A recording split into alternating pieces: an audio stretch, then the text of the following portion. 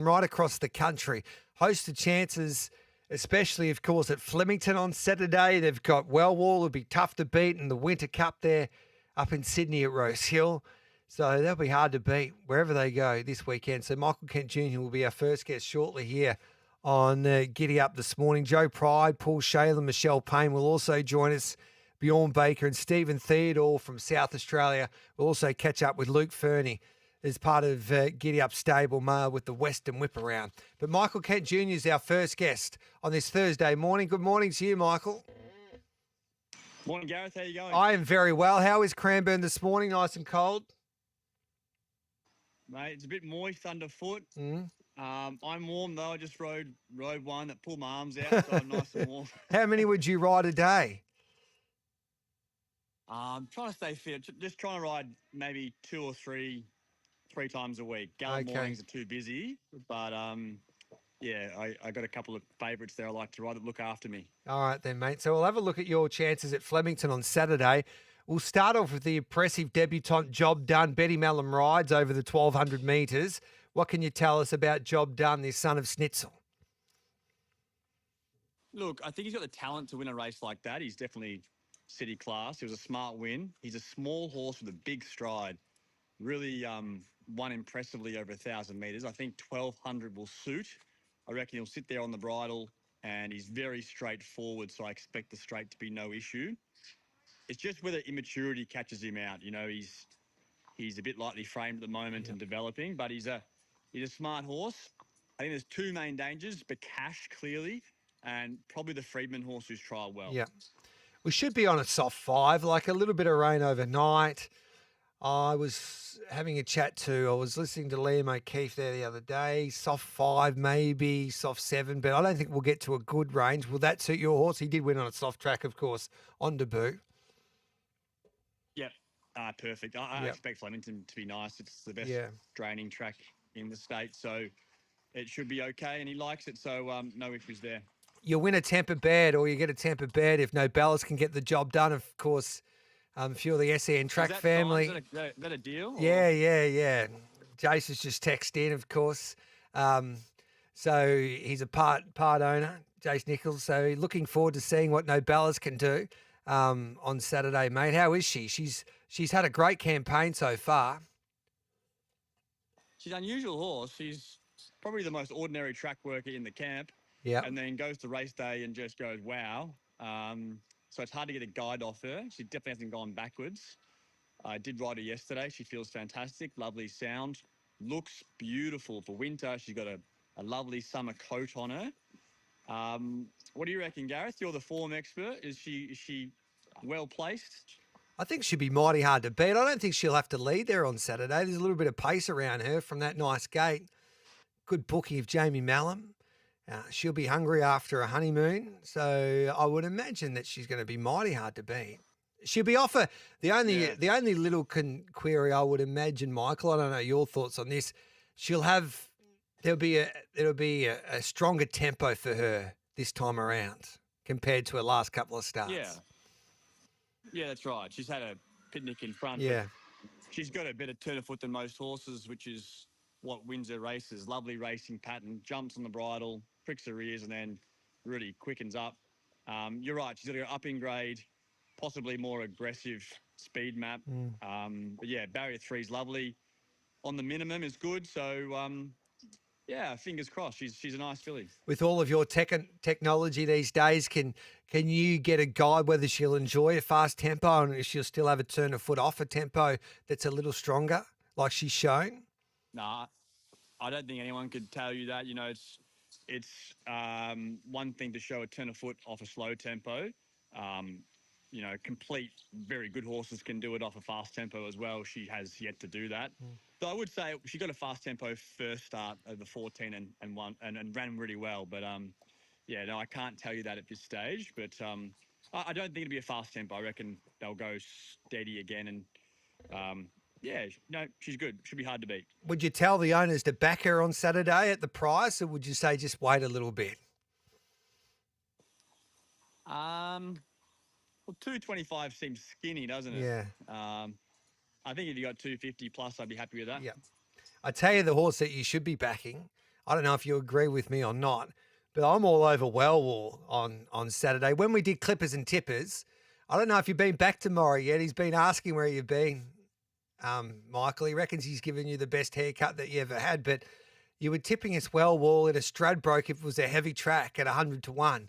And unfortunately, the weather gods didn't go his way there as you got closer to the Stradbroke. But he heads to Sydney at Rose Hill in a winter stakes after a brilliant performance on the firmer track there the other day. And he gets a heavy track, I would imagine, come Saturday.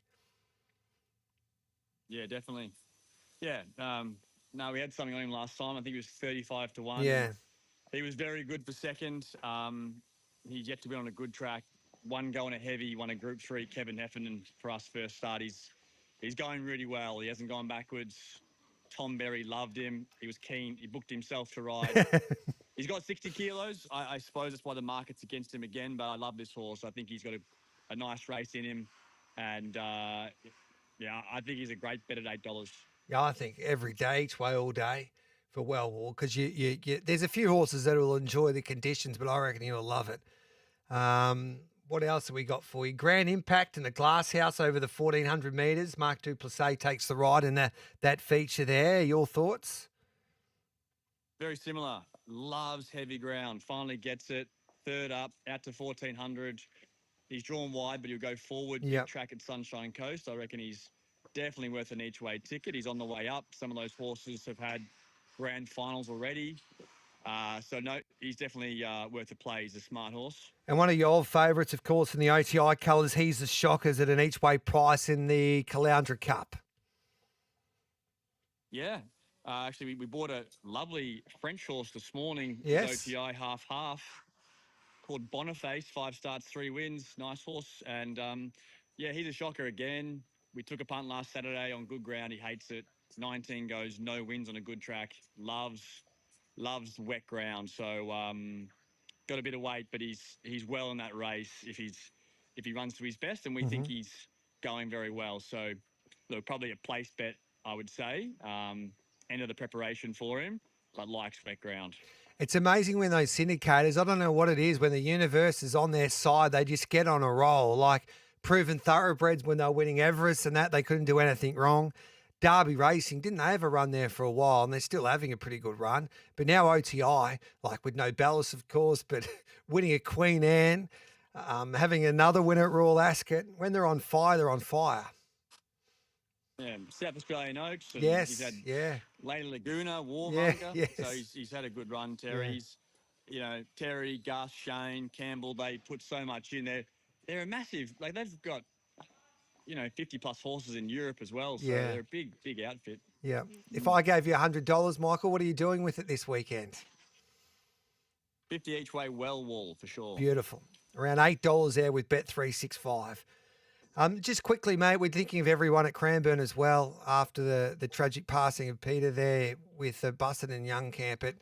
It's a tough game. It's a dangerous game that everyone working with horses, when they go to work, you don't want that to happen. But our thoughts with everyone, like the Buston and Young camp would be hurting at the moment, but the community, especially at Southside Racing as well, would be hurting, Michael. Yeah, I've known Peter for 10 plus years. I Yep. rode at the picnics with her.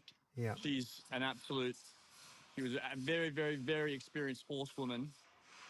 Everyone here is feeling it. So it just goes to show that if the leader of the stable can get hurt in such a way, it can happen to anybody. And, we're dealing with these animals that can take fright, and there's a lot of dangers in this job. But it's terribly sad, sad. Words can't describe it really. Yeah. Everyone's very sad. Yeah, we're thinking of everyone, mate. We appreciate your time as always, and good luck over the weekend.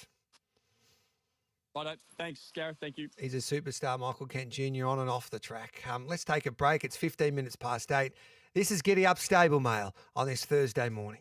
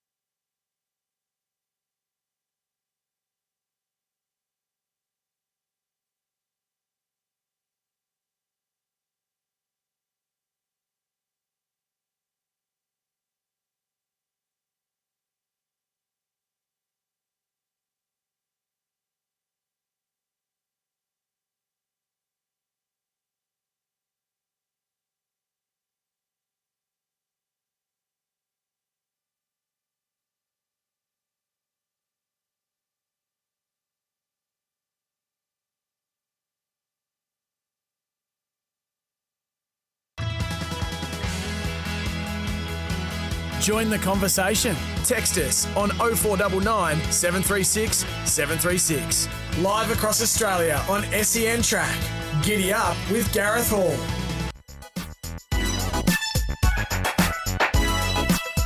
Welcome back to Giddy Up with Gareth Hall. Great to have your company wherever you may be listening or watching. Of course, we are streaming live every day on the SEN app, all thanks to Bet365 YouTube, on the SEN YouTube channel, and also, of course, on our Facebook page. Blake Shin, he put out a statement yesterday saying it reads, following consultation with Dr. Ben Barassi of Racing Victoria, I'm pleased to announce that I've received medical clearance to return to track work/trials. I then plan to return to race riding on Wednesday, July 9th at Sandown. So that's next Wednesday. Since sustaining my injury, I've committed fully to the rehab process. The dedication has allowed me to return ahead of schedule, something I'm genuinely excited about. This time away has allowed me to have an impromptu holiday, which has ultimately given me the mental and physical break my body needed.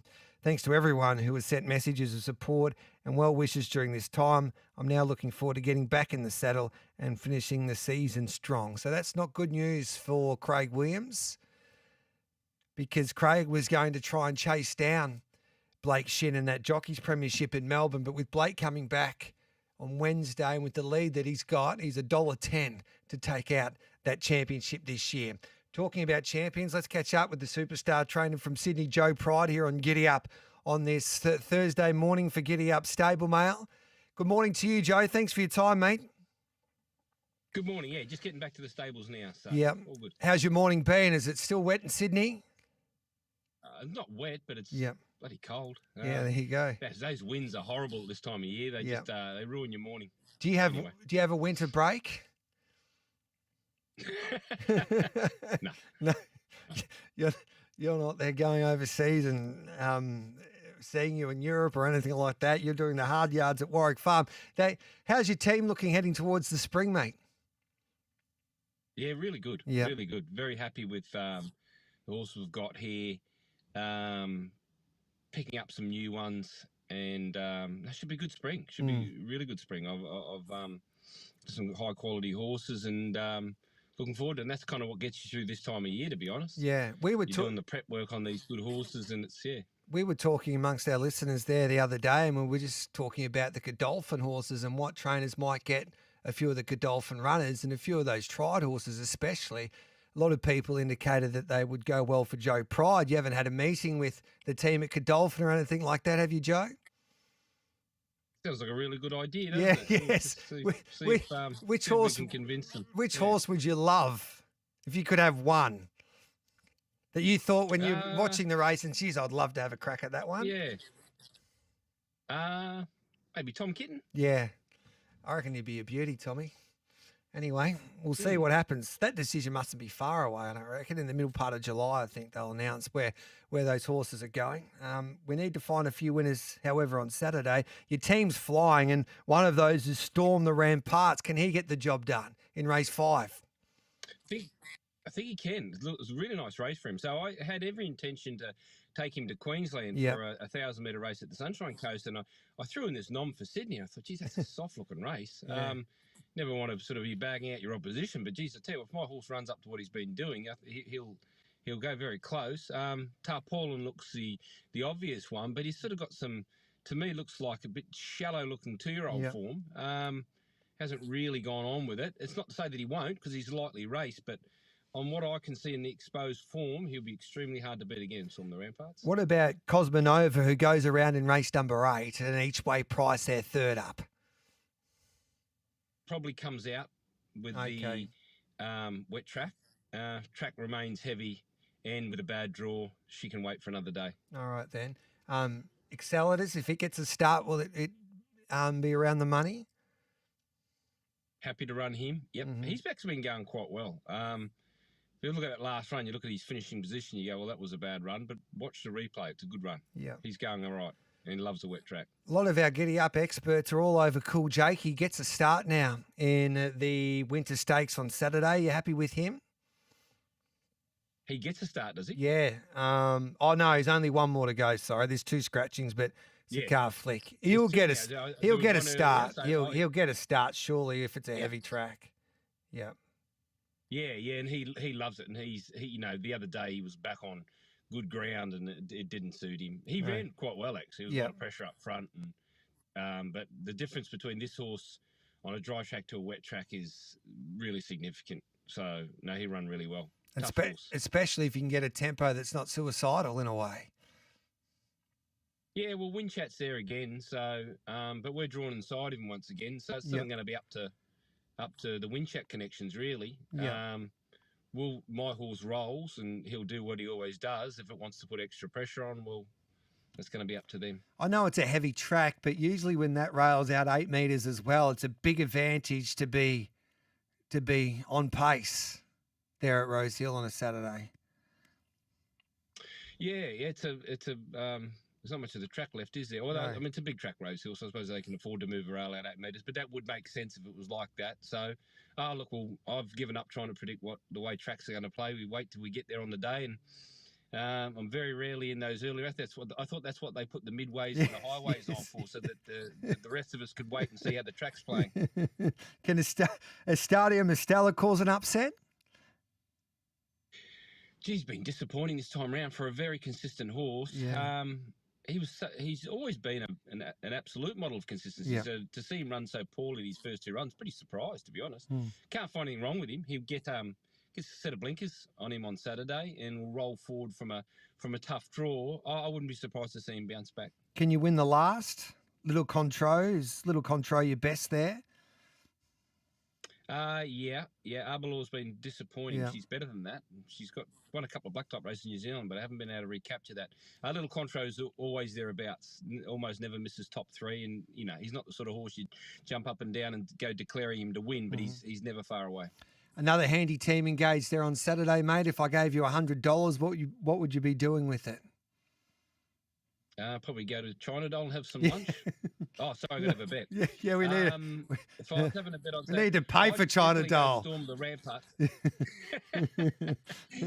I'd go. Well, to start. Yeah. It's get me an entree and a couple of drinks. Yeah. So I would go storm the ramparts, but that's pretty boring. You're not going to make much money out of just backing him. So Yeah. storm the ramparts into. We didn't talk about accredited. No, I didn't. I forgot about accredited. Yes. Alicia Collett, winner stakes. Awfully hard to beat. Into accredited if the track is no worse than soft. Okay. That would be unlikely, wouldn't it? Or what are you hearing? Windy here in Sydney. Yep. Isn't that one of the major factors for drying out tracks? know. Wind? There was a time where it didn't rain for about 4 or 5 days in Sydney, and it was still the rain. The track never improved whatsoever, but I guess it's the conditions. But when it's cold like it is hard for the track to dry out. But I guess like you just said before, we just have to wait and see, I would imagine. Yeah. What's happening with the Rabbitohs, Joe? This is Melbourne radio. Yeah, isn't it? no, we're a Rabbitohs national are. we're a national show. We're a national sorry. show. We go right across the country. I apologise. Yeah. Having a plain year on the back of some bad injuries, but we don't lose faith. We'll be fine. Don't tell me it's going to be another Panthers and Storm grand final. It could be. Yeah. Yeah, it could be. There's a few other players in it this year, but players by other clubs involved. But I don't really want to see that. But anyway, we'll see how it unfolds. Well, we wish you the best of luck, mate, this weekend. We appreciate your time as always. Great. Thanks very much. There's Joe Pride there. It's right on 8:30. Let's take the news.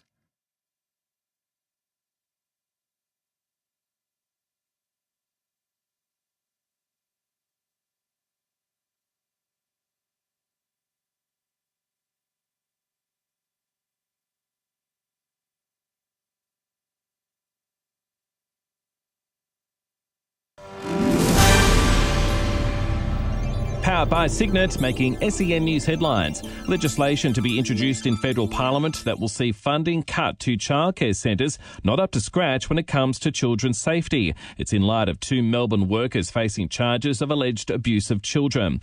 A jury in New York has returned a split verdict in the trial of Sean Diddy Combs, finding the former rapper guilty of 2 out of 5 charges. And there is a push for weight loss drugs to be added to the pharmaceutical benefit scheme. Obesity currently costs Australia at least $12 billion a year in direct healthcare costs. Coming up, SEN Sport. Jordan Thompson has survived a 5-set marathon over Frenchman Benjamin Bonzi to reach Wimbledon's 3rd round. Alex de Minaur is in action tonight. And Matilda star Ellie Carpenter has signed a 4-year deal to join defending Women's Super League champions Chelsea. I'm very excited to test myself every weekend against top players, top teams, and yeah, that's what it's about.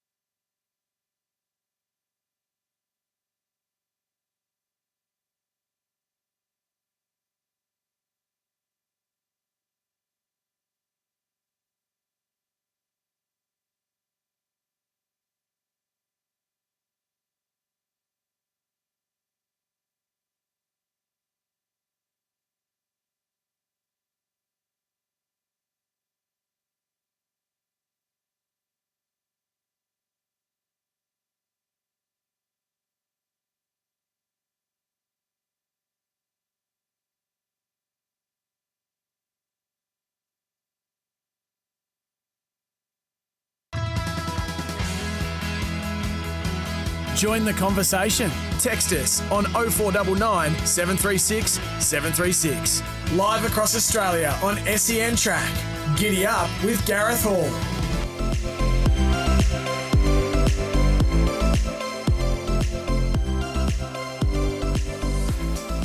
It was $1.00. I reckon it was $1.30 when I heard the announcement that Opie Bosson was retiring. And then I was talking to a few. They say, Gareth, you'll come back for sure. Anyway, Tiako Racing have just announced is delighted to share the exciting news that Opie Bosson will return to race day riding in the 25-26 season. So this is unbelievable news, really, in New Zealand racing. Obviously, you work for Tiako. Tiako Racing is delighted to announce that Hall of Famer Opie Bosson, one of New Zealand's greatest jockeys, has today confirmed that he will return to the saddle for the new racing season. Boston stepped away from race day commitments in early 2024, having achieved a remarkable 99 Group 1 victories and over 2,100 career wins, creating an enduring legacy few in New Zealand racing can match. Now, after a year working closely within Tiako Racing, both riding track work at our Matamata base and playing a hands-on role at Tiako Stud, Boston has made the decision to return refreshed and highly motivated for the challenges ahead. We might see if we can get Opie on the line and have a chat to the champ. So he's back. Paul Shaler joins us now. His team's on fire, based at the Gold Coast. Paul, welcome back to Giddy Up. Hello, mate. How are you this morning? Good, thank you, mate. Geez, you must be happy with the way that the team's been going, especially over the carnival. Yeah, things are going really well. We're only just sort of reflecting on it 10 or so minutes ago, just our first Queensland Carnival, and I think we've done a pretty good job. Very proud of all our staff and what we've been able to achieve. So probably a little bit unlucky not to come up with a couple of better results. A few stakes placings, second in the Kelway Girl, second in the Oxlade Stakes, second in the Rough Habit, second in the Silk Stocking. And Deep Focus ran tremendously well in the Derby. And obviously, SD Star was able to win the Magic Millions $1 million race, the National Classic. So, as you say, on reflection, and Mr. Bianco won the TL Kearney the other day, and he's going great guns, and he's in good form heading towards Saturday. Yeah, he's been a great horse for the camp, Mr. Bianco. What do you make of the draw there in the Wing Skinnies? Disaster. Yeah. Yeah. And he's the sort of horse that needs to draw soft too, because he needs cover, and he just needs. Yeah, he's a pretty tricky horse to ride, but we've got one of the best in the business on board, in Maloney. So hopefully he can do a job for us. But it certainly makes it a little bit awkward, without Yeah. going into too much depth, because I haven't looked at any speed maps or done any form yet. I'm not quite sure where we'll end up. Yeah, but if he does get the luck, he won't be far away. Well, he's a genuine winning chance, right? I mean, he's a $3 favourite or $3.10 favourite, even from barrier 17. So it sort of gives you a reflection on, the strength of the field and how well he's going. So, I mean, if he drew soft, he'd be pretty hard to beat. I mean, he'll still be very competitive. He'll just need a bit of luck, that's all. And Ryan Maloney, of course, unfortunately, Michael Wright, I think he broke his wrist, didn't he? Yeah, he broke his hand. I was talking to Roddy yesterday. He had surgery, not last night, the night before. Okay. So he come through the surgery well. I think he's probably another 4 to 6 weeks away. But unlucky for him, because we've got a pretty good relationship, Michael and I. He's ridden a lot of winners for us, and he seems to gel well with our horses. But Ryan's ridden Mr. Bianco before and won on him. He suits him also. Well, you've got chances at Grafton on Sunday as well. So if I gave you $100 this weekend, Paul, what would you be doing with it? I'd be having on Mr. Bianco. Beautiful. Probably won't run my horses at Grafton, to be fair.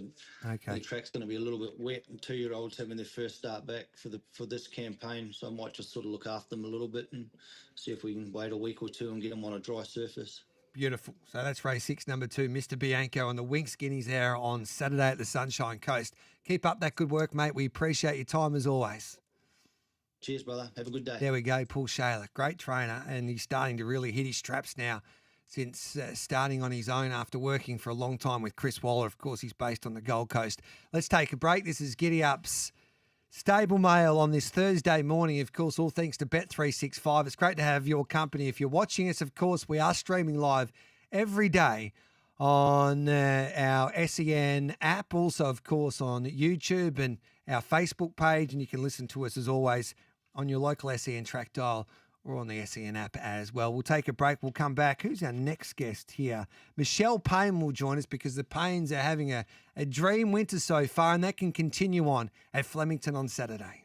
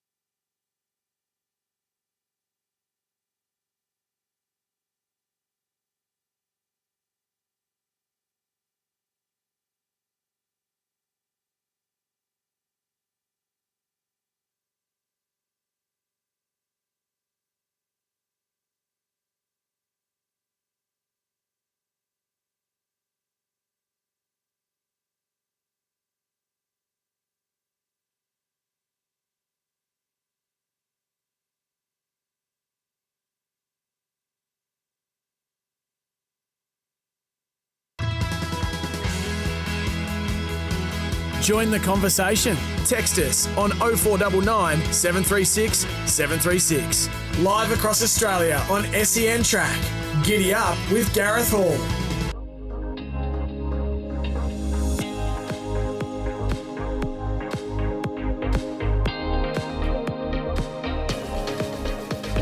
Welcome back to Giddy Up with Gareth Hall. Great to have your company on this Thursday morning. This is Giddy Up Stable Mail. So far we've heard from Michael Kent Jr., Joe Pride and Paul Shaler. And now Michelle Payne joins us because Michelle and Patrick have had a dream winter. They dominated last time we're at Flemington, and on finals day they'll play another major part, you would imagine, with several terrific chances throughout the card. And Michelle joins us here on Giddy Up on this Thursday morning. Good morning to you, Michelle. Thanks for your time. No worries, Gareth. How are you? I am well. Buckley, first of all. Geez, he was impressive there the other day at Flemington with that turn of foot. Are you looking forward to seeing him stepping up to the mile on Saturday? Definitely, yeah. He's a lovely progressive 2-year-old and looks like he's got the mile written all over him. So we're very excited to see him out to that on Saturday. Is he a horse that we could see in the spring if he performs well on Saturday, and you've got some nice races in store for him there? I think so. Yeah. That's the plan with him. Get him up and running. He's getting his confidence, learning what it's all about. Had a great experience last start at Flemington with Billy Egan, and hopefully we can do that again on Saturday. Where's Sorrow's Flight at the moment? Goes around in race 4? Yeah, he's just been a little bit lackluster to start with. A couple of things didn't go right with his first couple of runs, but got some blinkers on him on Saturday. And I think from the good draw, hopefully he can sort of get into a better position. He's drawn wide his first couple of runs back and just been posted, and things haven't worked out. And he's a pretty casual kind of a horse, so hopefully the blinkers might sort of get him back on the job, and we'll get to see him bounce back to some of his form. In the Banjo Patterson, bold sire, you got to love him, don't you? He just turns up every start. He does have to carry a little bit more weight there on Saturday. Are you happy with him? Yeah, look, he's really starting to come into his own now as a 4-year-old. Took a little while, this preparation, but really now finding his way, and was terrific last time. Great ride by Tom, so he was aided by that. But hopefully with Jake Noonan on board, who's won the Tassie Derby on him, he can continue that winning form. What's been the key to him lately then? I think he's just strengthened and matured.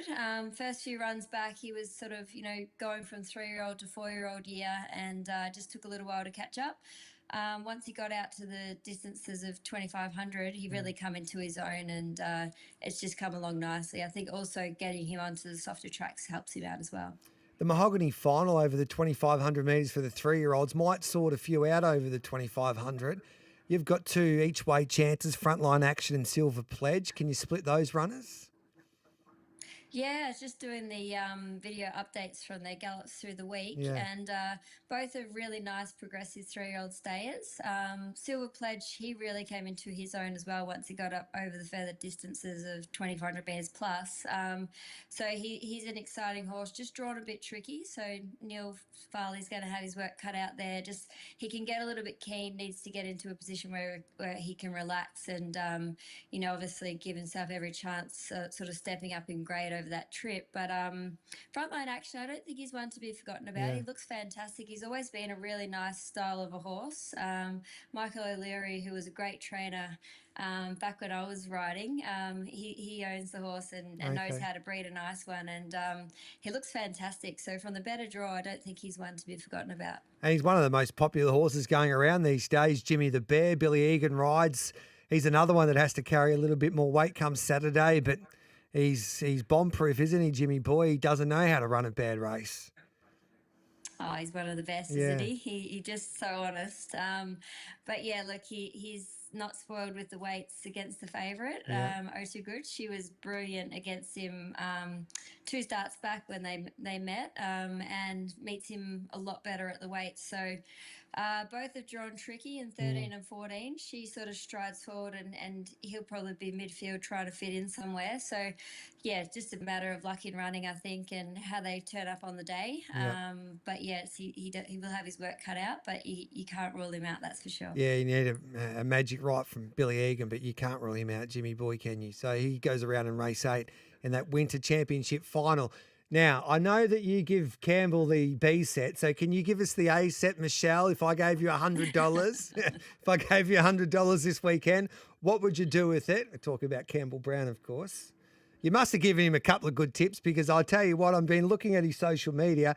He's staying at all of the 5-star hotels and he's at Lake Como, London. I think he's at Mykonos this week. So he must have been backing a few winners to pay for that trip, Michelle.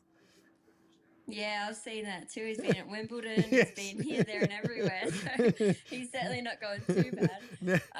So $100. If I have my last 100, Yeah. if I have my last 100, probably would go a little multi with Buccleuch into Bold Soul. Yeah. And got a couple of runners on the weekend at in the country at Wangaratta. We've got one, Senior Bill. I think he's coming, into his own and might be one up there at Wangaratta. And Sunday, a couple of jumpers there. So, a few to look at, but I think Buccleuch and Bold Soul are probably the safest ones. Beautiful. So that's race 2, number 1, Buccleuch, into Bold Soul, race 5, number 4. And we do love a multi, Michelle. So we appreciate you. Thanks for joining us on Giddy Up and good luck once again this weekend. No worries. Thank you. What a bloody star, Michelle Payne. That was, of course, this is Giddy Up Stable Mail. It is 11 minutes to 9. We'll take a break. We'll come back with plenty more. Our next guest will be catching up with Bjorn Baker or Stephen Theodore. We'll see which one answers the phone.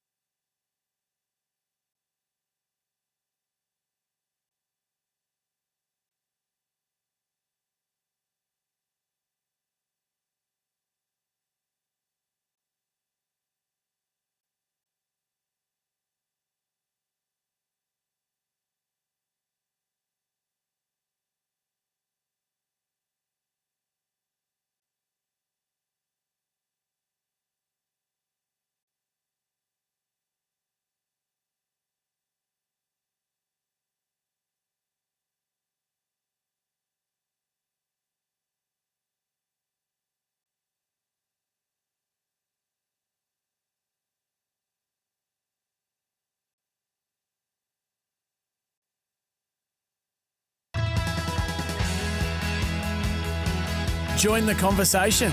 Text us on 0499 736 736. Live across Australia on SENtrack. Giddy Up with Gareth Hall.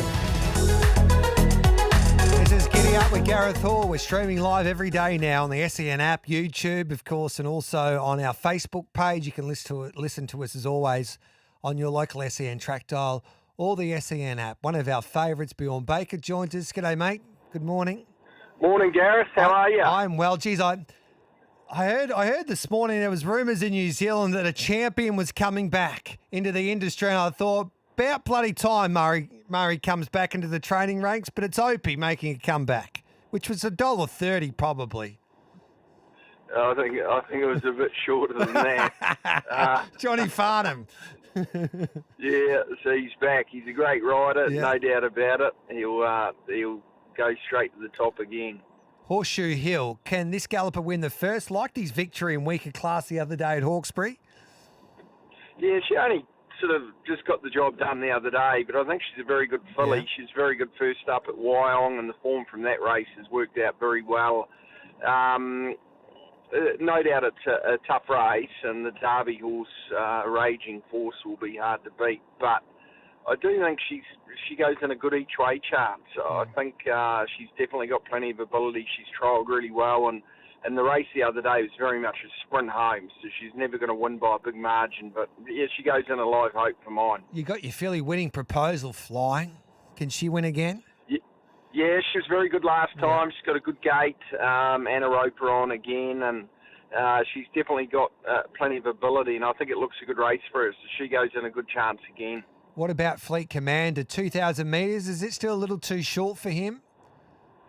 Oh, I think he's probably looking for the 2,000 at this stage of his preparation. Really bad gate though, so we'll just have to weigh it up. I think he's going well and it looks good. He's been good in the sort of midweek, stepping up to Saturday grade, whether he's quite at that level, but I do think he's going well. Where's Battleton at the moment? Well, he may not run. Okay. We're definitely looking for a good track for him. We're probably going to struggle to find that. I think he's going okay. Yep. When he gets into the right race over 1,400, don't discount him. It's just he's maybe looking for a little bit further and a better track. You gave Robusto a challenge first up at a Stradbroke. This is easier in a winter stakes. How is he? Yeah, he's in good order. He's drawn gate 1, so he should be able to hopefully have a much more economical run. And the Stradbroke, sort of, we decided to use him early first up, which probably wasn't the way it worked out. Didn't work out, but he's definitely got a fair bit of ability, and I think he's ready to run well second up, and he can get through a wet track okay. Is Thunderlips a better chance, however? Yeah, Thunderlips was really good last week, and that was on top of the ground. He loves cut in the track, so we'll definitely get that.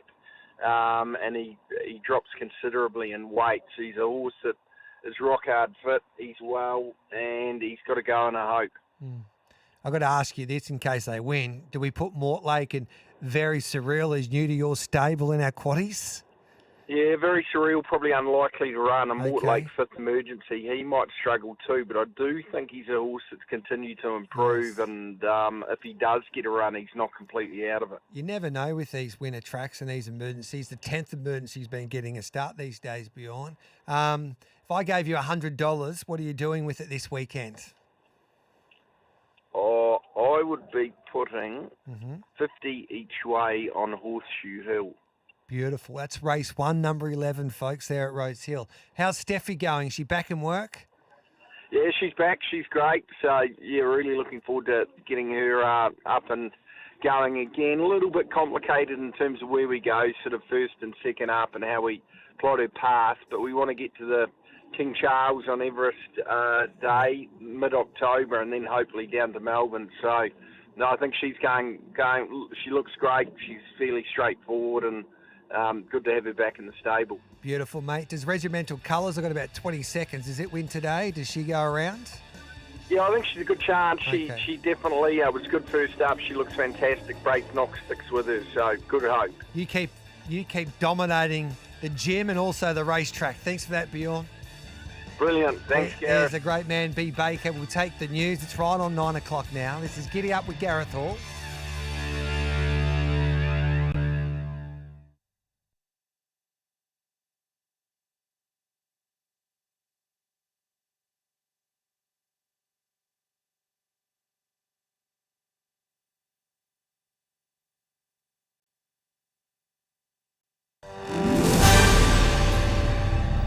Powered by Signet. Good morning. I'm Nate Gardner with SEN News.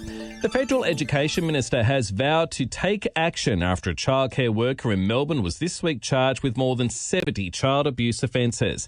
Jason Clare telling Seven urgent reforms are needed, such as standardising working with children checks. And when Parliament resumes later this month, legislation will be introduced that will see funding cut to childcare centres that are failing children's safety. This is serious and I'm determined to act. It's a complicated system, but people aren't interested in bloody excuses. They're interested in action, and that's what education ministers must take. To the US, where Sean Diddy Combs has been refused bail. That's despite being found not guilty to sex trafficking and racketeering charges, but guilty of 2 counts of prostitution crimes. The 55-year-old is facing up to 10 years behind bars and will remain in custody until his sentencing in October. Staying on US rappers, Kanye West has officially been banned from entering Australia. It's in the wake of one of his songs that's been widely condemned that references Hitler and deemed anti-Semitic. The jury in accused mushroom cook killer Erin Patterson will this morning start deliberations in Victoria for a 4th day. The 50-year-old faces 3 charges of murder and 1 charge of attempted murder. A new research from NRMA Insurance has found almost 1 in 4 Aussie drivers admit to succumbing to a microsleep while behind the wheel. Up next, SEN Sport. The Bulldogs will be without James Harms and Sam Davidson for tonight's match against the Roos due to illness, while Buku Khamis has been dropped, while North Melbourne has been savaged by injury, with Luke Parker, Luke McDonald, Jack Darling and George Wardlaw all out, and Zach Fisher is being rested. And at Wimbledon, Aussie Jordan Thompson is through to the 3rd round.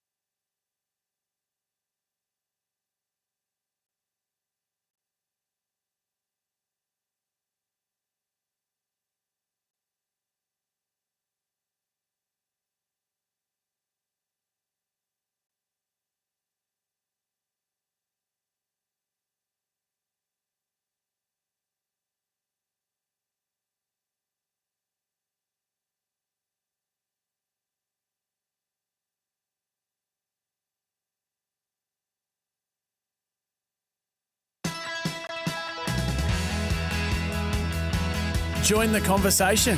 Text us on 0499 736 736.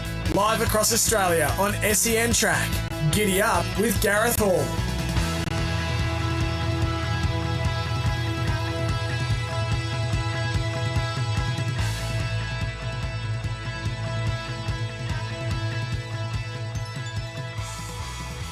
Welcome back to Giddy Up with Gareth Hall. We are streaming live. Great to have your company. We're streaming every day on the SEN app, which is great to have this new era that started here on Giddy Up, and we're also on Facebook and YouTube. Hey, Paul, have you been watching? We need to put a camera so we can see. Mate. We need to have a camera so we can see you, the Italian stallion. Right, now, with his bald scone, mate, masculine Italian-looking man. How's Carlton going to go this weekend? How's Carlton going to go? Yeah.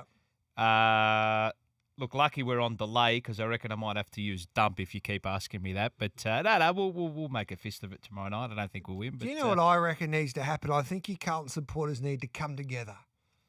Mate, you sound like our captain, mate. There's 100,000 of us, mate. We've signed up, paid our money. Imagine if record you had all crowds. We're here, mate. We're here. Imagine if you had that positive energy and you headed to the MCG.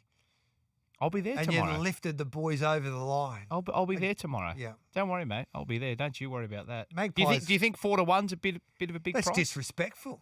They live against Collingwood, don't they? I'd be worried if they don't. Yeah. Thank you, mate. Go well. All right, then. Hey, from popular demand, people wanted this man on. Of course, he's based in South Australia. Stephen Theodore joins us here on Giddy Up on this Saturday morning. G'day, mate. Thanks for joining us. Good morning. I thought you were talking about me, bald, muscular, and the Australian. I thought this is a segue for sure. How's things, mate? Good. It's a bit fresh up here. Yes. And again, a Carlton supporter who was yes. at Adelaide Oval on Thursday night and just enjoyed every single moment of the night. Okay, so who do you follow? Obviously, you're a Port supporter.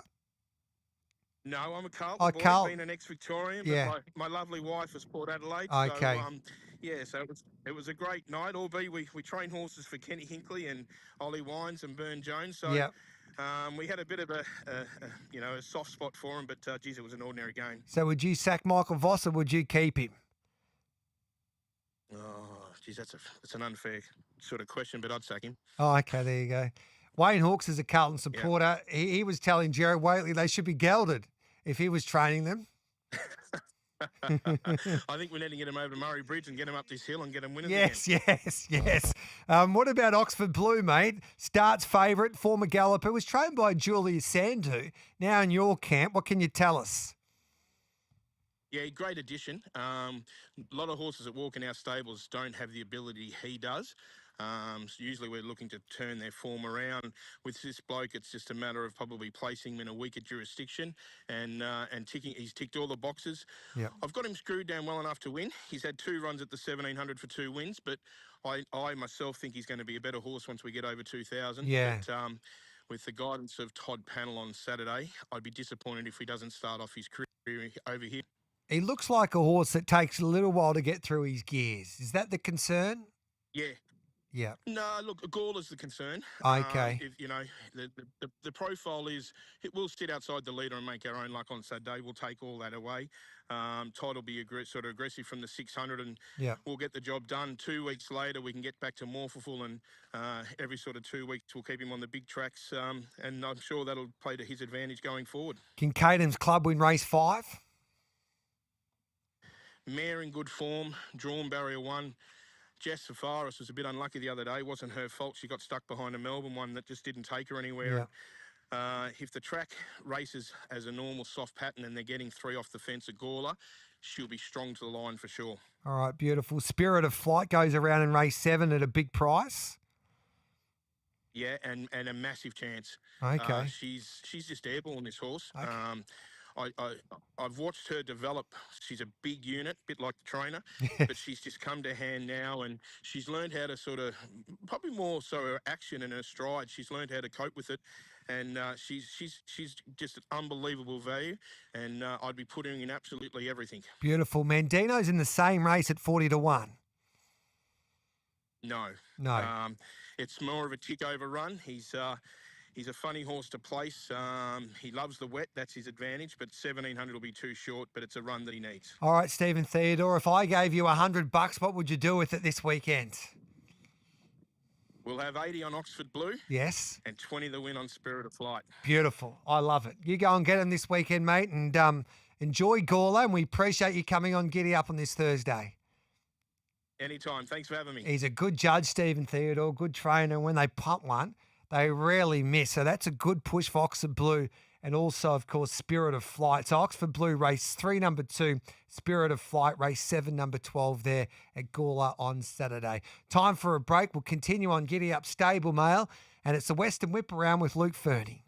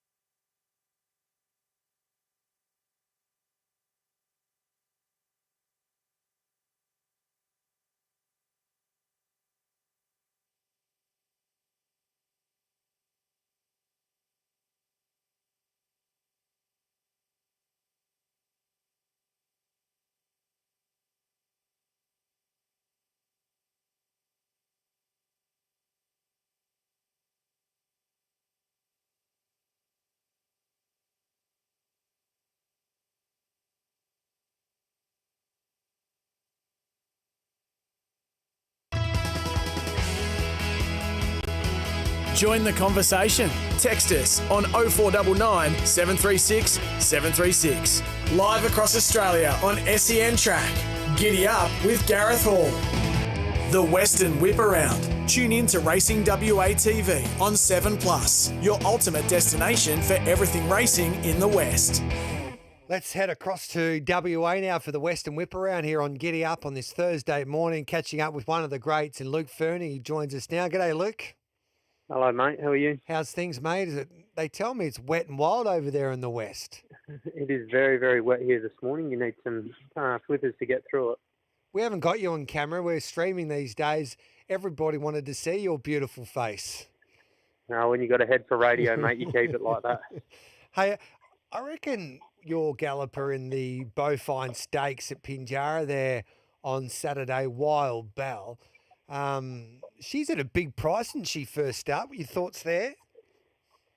Yeah, well, she's got a few sort of things to come across. Like she's got a beat win from Barrier 3 and she's had a long time off. But if we go off previous years, I'd probably remortgage the house and have it on her. But she's just got to jump over little hurdles that are sitting in front of her. But there's no question, at her best, she's the best horse in the race. Yeah, do you think you got her close to her best?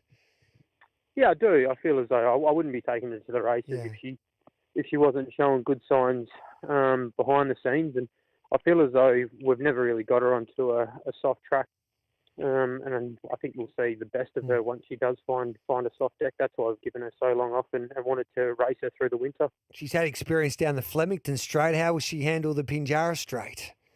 Well, I think it should hold her in good stead. I mean, she's beaten 5 lengths last start in a Group 3 down the straight, and there's been some good form that's come out of that race, and she nearly ran home in 30-32 that day. So she wasn't disgraced, but just probably wasn't up to them on them tracks. It's the start of a new era in the West today. You go to Bunbury and I don't know, what kind of track do you call this? I don't know, mate. I'm going to find out when I rock up today. But the horses that are going there can't pick their legs up on a slot which they've been racing on. So I thought we had to try the other way and see if running on top of the ground can improve their performances a little bit.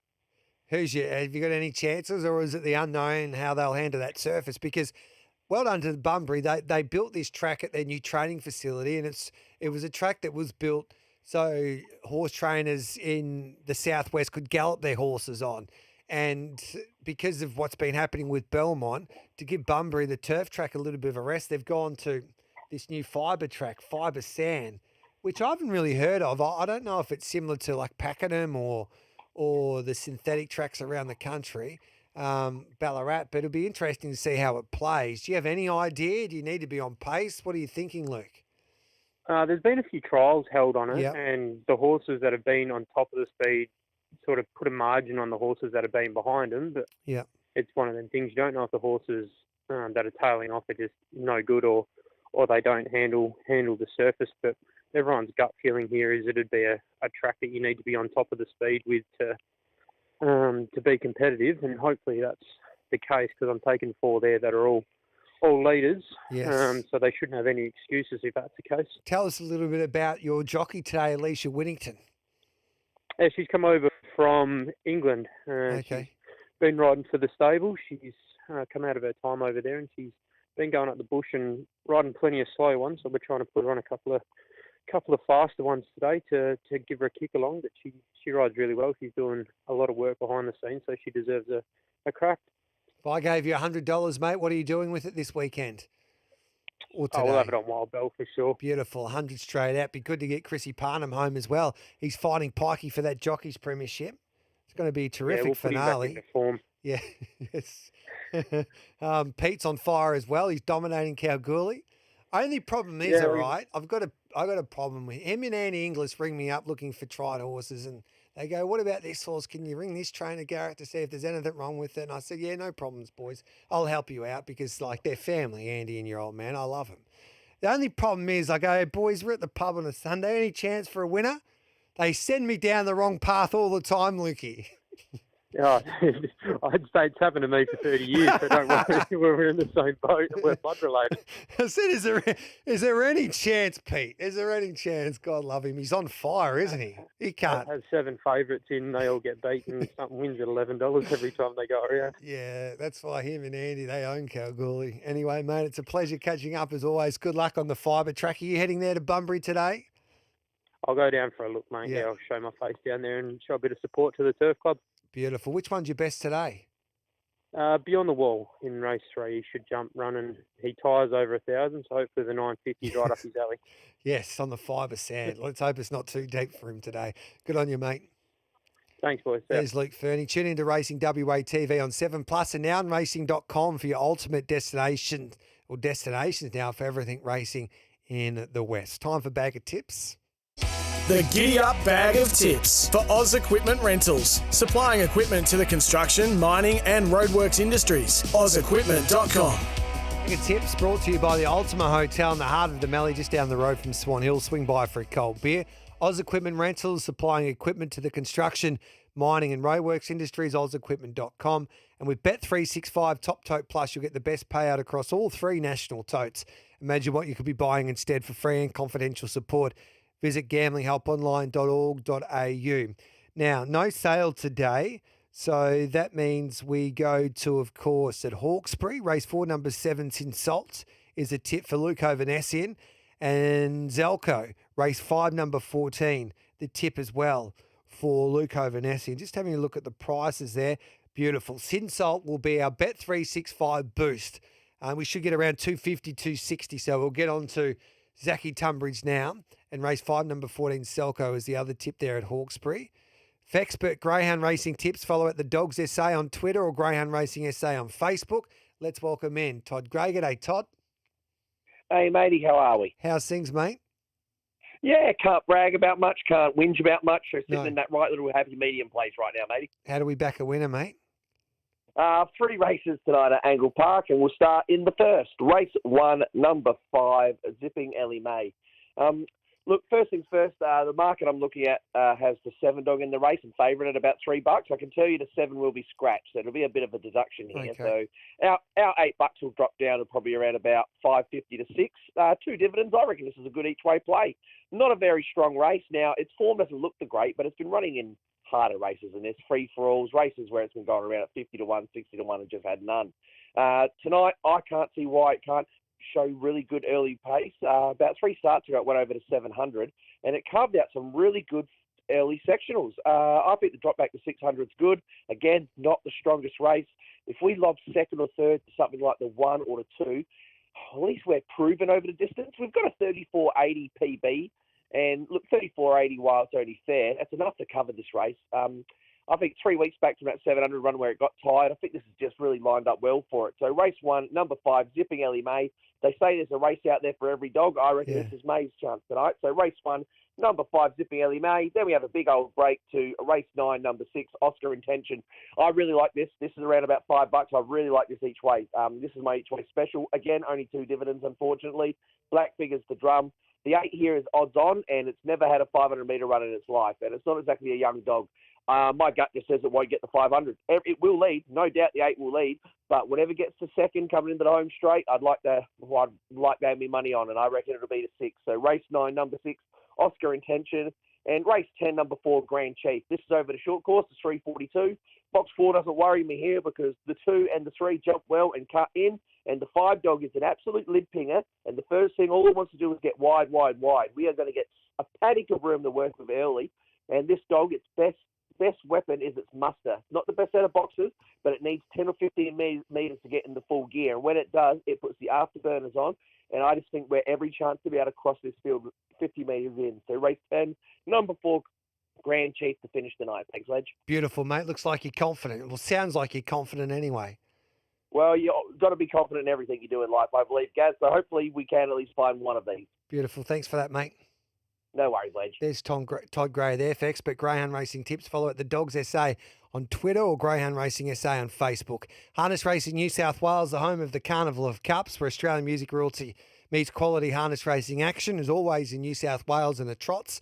They're racing at Penrith on a Thursday night. Race 2, number 1, Miss Ravishing. race 5, number 4, King Tiger, and race 6, number 1, Made of Money. So race 2, number 1, race 5, number 4, race 6, number 1. And Darren Carroll at Kilmore likes race 1, number 2, Illawong Danny, and race 5, number 10, Marlow Moreau. So race 1, number 2, and race 5, number 10 at Kilmore tonight there for Darren Carroll. That is Bag of Tips, all thanks to Bet365, Oz Equipment Rentals, and the Ultima Hotel. Let's take the news. It's 9:24. John Stewart, the colourful breeder/owner, will be joining us next live from the States because he's talking up maybe getting a syndicate together to purchase this Winx colt, of course, by the champion sire in Snitzel, who will be being sold, of course, at next year's Easter English sale. So looking forward to catching up with John. He's always entertaining. He's coming up next here on Giddy Up.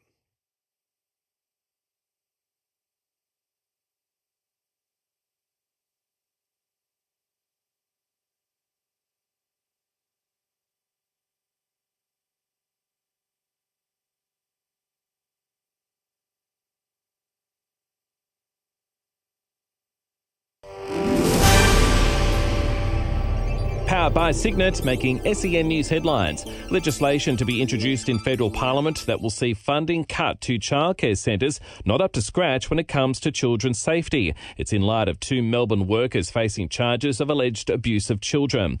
A jury in New York has returned a split verdict in the trial of Sean Diddy Combs, finding the former rapper guilty of 2 out of 5 charges. And there is a push for weight loss drugs to be added to the pharmaceutical benefit scheme. Obesity currently costs Australia at least $12 billion a year in direct healthcare costs. Coming up, SEN Sport. The Bulldogs will be without James Harms and Sam Davidson for tonight's match against the Roos due to illness, while Buku Khamis has been dropped, while North Melbourne has been savaged by injury, with Luke Parker, Luke McDonald, Jack Darling and George Wardlaw all out, and Zach Fisher is being rested. And at Wimbledon, Aussie Jordan Thompson is through to the third round.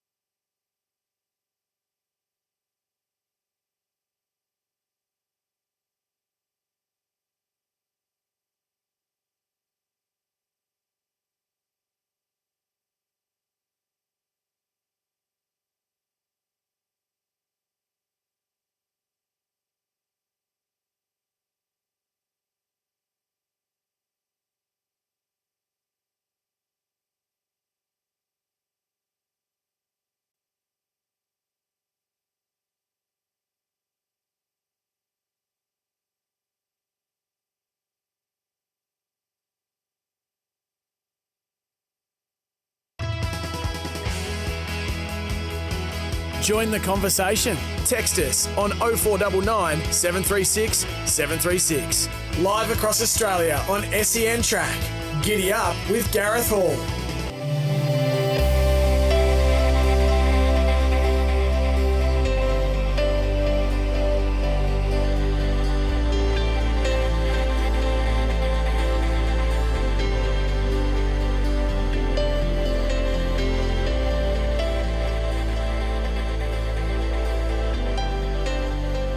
Welcome back to Giddy Up with Gareth Hall. We are streaming live every day on our SEN app, of course, and on our YouTube channel, as well as on Facebook. You can listen to us live on your local SEN track dial, or of course on the SEN app. All thanks to Bet365.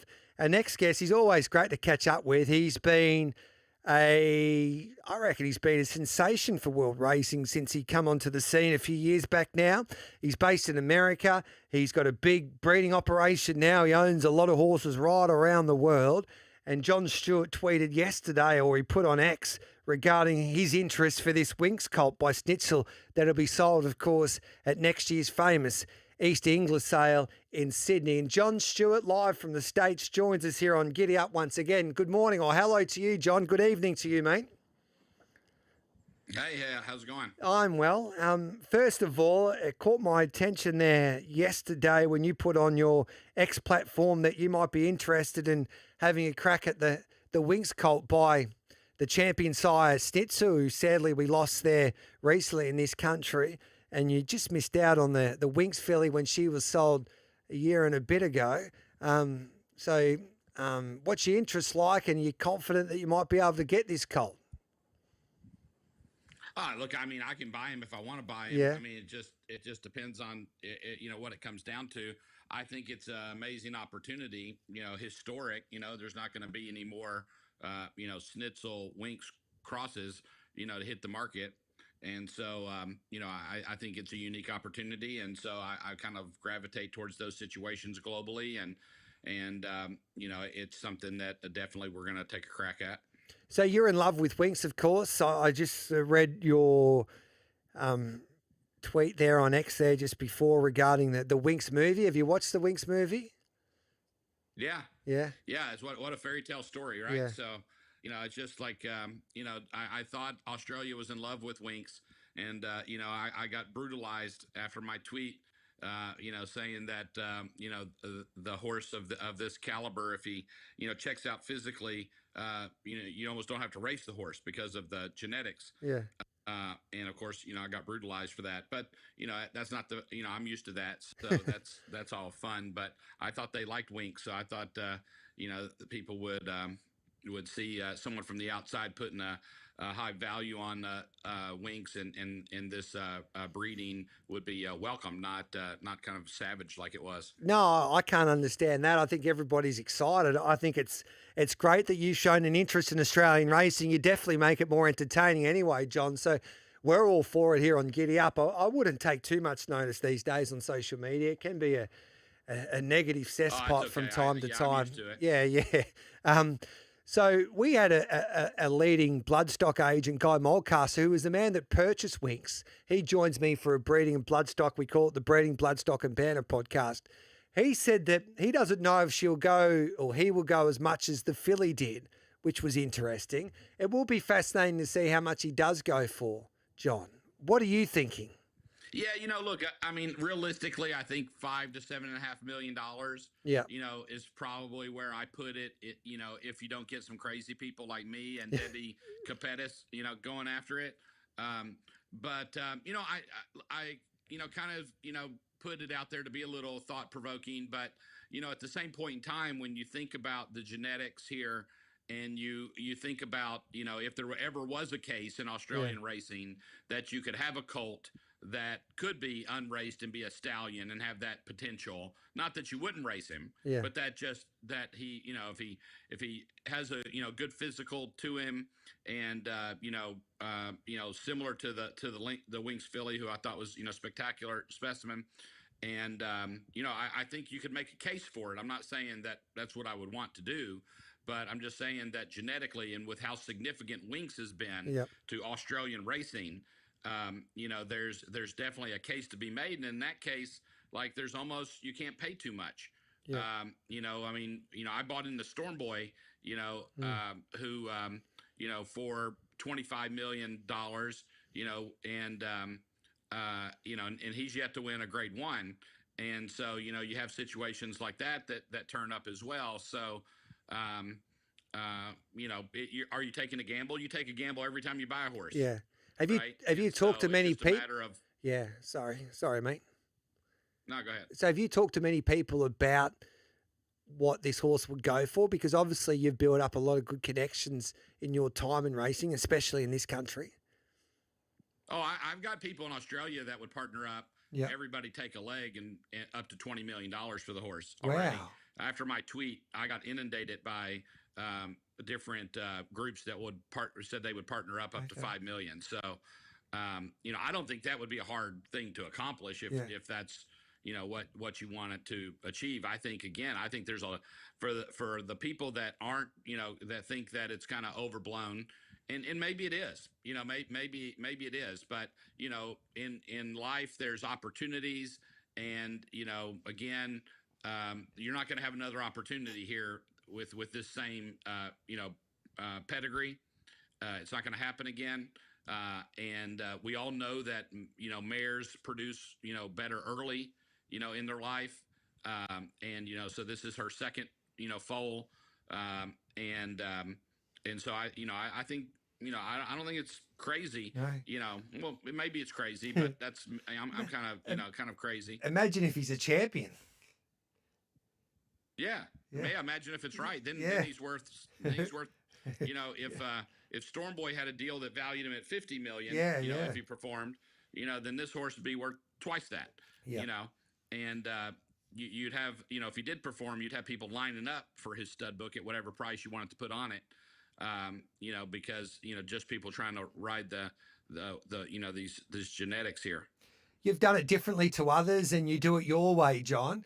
Are you enjoying the game still as much as you would? Absolutely, yeah. What are you loving about it most? It's really our first full year of racing, and we've already we've had horses in the Kentucky Derby. I've just had a horse get third at Ascot. We've been to the Japan Cup, we've been to Hong Kong, and letting horse racing take us all over the world. We haven't had the results we want it yet.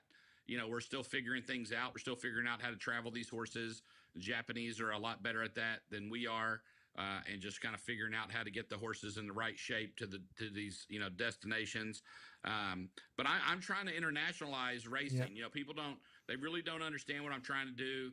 And, that's okay. The kind of the legacy players in the industry, I know they think I'm all, a bit mad, but, maybe, sometimes it takes somebody like that in order to make a change. I brought Tuda La Vida up to America. I haven't had really success with that just yet, but, she's getting ready, to hit the track, and still think that, she's a quality filly.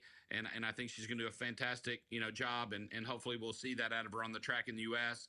I took two-time stakes winner Pounce, in her 4-year-old season, which, is a very valuable season to make money in the U.S. with these mares. And, decided, to ship her to Australia. And she's just arrived down there this week. Okay. With Chris Waller. And so, she's going to be racing there in the fall. Yeah. And, as an Australian racing fan, don't you want to see how like an American, graded stakes winner, stacks up against the locals? And don't you want to see how the Australian horses compete? And don't you want to see that international, competitiveness? I just don't understand why people aren't embracing that and looking at that as a positive thing. No, I think it's great. I think sometimes people get protective of their own backyard, and even there was a little bit of criticism when they announced maybe a jockeys championship, world championship, where you see some of the best jockeys in the world go to the different jurisdictions. Oh, I'm all over that. I want to support that 100%. Yeah. And whether you can, it's difficult to have a World Cup for horses, because sometimes it might be too tough for these horses to travel around the globe and compete in the different continents. But I think sometimes I agree with you. I think that racing needs to come, especially here in Australia. We don't get to see the very best gallopers in the world. For instance, the middle distance gallopers come here because there's just too much on offer in Europe and the States. We'll have the best sprinter. We've got the best sprinters in the world, but Carling Rising's now the best sprinter. He'll come for the Everest, and that will be some build up as well. But I think it's exciting. We get Carl Spankler, who's coming to Kira Ma's stable. Mr. Zhang from Yulong purchased him, so he'll be going around in the Cox Plate. So we'll get a bit of an idea on how the North American form measures up in this country. So I think that's all exciting, John. But are you? No, look, I purchased a European horse as well. Yeah. That I'm talking with Kieran about bringing down. Yeah. Wood Shauna. He runs in a Grade 1 this weekend. Okay. And so I bought him at the Goff sale, and immediately was talking to Kieran about sending him down to Australia. And so Kieran has a whole kind of program for him should we decide to send him down there. Goliath, we kind of didn't do a good job with him going to Hong Kong, and it kind of threw him off a little bit. And then he ran the other day, and they had a virus in the barn, just all these excuses, and haven't really got him back to form. But, it's still a desire of mine to bring him down there. There's some nice stayer races in Australia, and he's a real strong horse. And I think it's good for fans just to see horses of that caliber. When's the last time there's been a King George winner down in Australia? Yeah, so we'll see maybe for a Cox Plate. Is that the race you have in mind for Goliath? Yeah, I don't know if it'll make it out this year. Like I said, we're still working through his program. He's a gelding, so he's sound. He's a very sound horse. So we would reposition him there for a season. I don't think we're just going to fly him in for a race and let him get acclimated a little bit better. I just he hadn't traveled well so far to Japan and Hong Kong, but look, I'm looking for the right horses for the right opportunities. I've moved South American horses to the U.S., South African horses, Australian horses, and then I've got horses in Europe now and Australia, and want to be involved in all the big meets and all the big locations, and of course, the big races in Australia are something that we want to win as well. Are you enjoying racing in Australia? We've seen your colours recently for the first time in the last 6 months or so. Erno's been one of those who's been going okay. Yeah, look, Erno's, every horse isn't going to be an early horse. Yeah. All the reports are coming back good. That she's got a lot of potential. She's not fully developed where she wants to be. And then we've got a couple of others. With Bjorn. Lord Snow's going to be starting to run here in some trials. And then we got a few more coming online next year. And then I bought a lot of yearlings back at the beginning of the year. And so, we've got a good crop of those coming on behind those horses. And so, look, we're just getting started in Australia, but we're trying to build some momentum and, again, hopefully we're competitive and, we create some buzz with our colors running down there. Who are your trainers? You got Waller, Calvin McAvoy wore you down. Who else have you got? Me down, got a horse off of me. Yeah. He's a good kid. Bjorn. Yep. Bjorn, Kieran, Chris Waller. And then I got one horse with Gay as well. She wore me down too. Yep. There you go. Sensational. When will we see you in Australia? When I have a runner down there, when in a good race, I'm kind of waiting for that. See if one of these horses catches on and is in a graded stakes race. You're probably going to see us down there for that. But would definitely like to be down sometime in the fall. Yeah. It's some of the big races in Australia overlap with the Breeders' Cup up here in the U.S. And so that makes it a little bit challenging. And then of course we have all of our sale activity going on in the fall for our yearlings, which makes it just a little bit more challenging. And then of course I own another business on top of horse racing that I'm very busy in as well. But we definitely want to be back down there. I would think that we if we don't make it down this fall, we'll probably definitely be down there for Magic Millions next year. A lot of our listeners text in. They love you, Johnny. They say, don't worry, we all love Winx, John. So Australia, she's our favourite horse and one of our favourite horses. So don't think that we don't love Winx. And the other aspect, a few of our listeners saying we can't afford to get in the Winx cult with you, John, but we'd love to get a Giddy Up syndicate with you, mate. Well, if you would have us, one of your horses. Yeah, no, look, I definitely want to partner. I just we're only battlers, of course. In the U.S. I own Puka in the U.S. who's probably the most the most famous mare in America. Yeah. She's now had 3 horses starting the Kentucky Derby in a row. The only horse to ever have multiple classic winners from the same stallion. And we did a partnership with My Racehorse. Yes. And sold 25% of him to My Racehorse. And I had a lot of, stallion farms looking at him, and, he's a perfect physical. He's a yearling this year.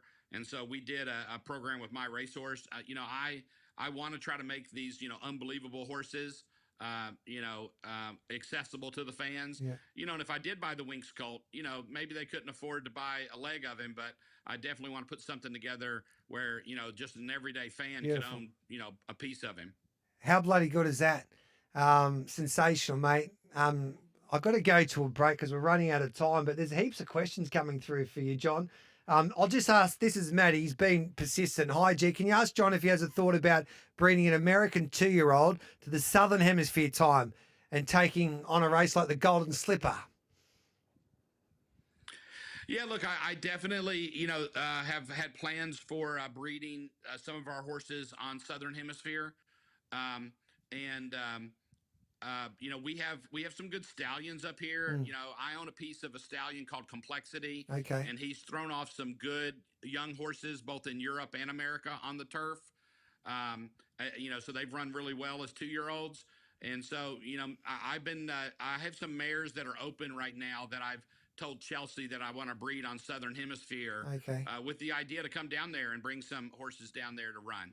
Bloody sensational. You just keep being yourself, Johnny. Be authentic. Yeah, keep yourself being authentic and dominating, and we appreciate your time. Yeah, no problem. Thanks for having me on. There's John Stewart there. We'll take a break. We'll come back with plenty more. That's interesting. He's got $20 million to spend with that Winx Colt by Stitzel, of course. We'll come back with plenty more.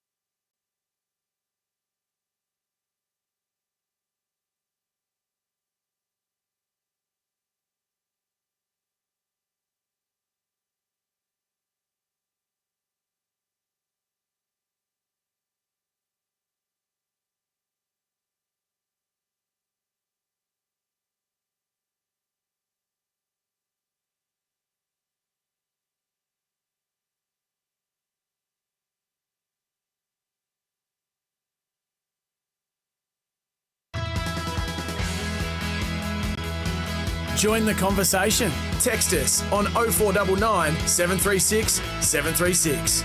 Live across Australia on SENTrack. Giddy up with Gareth Hall.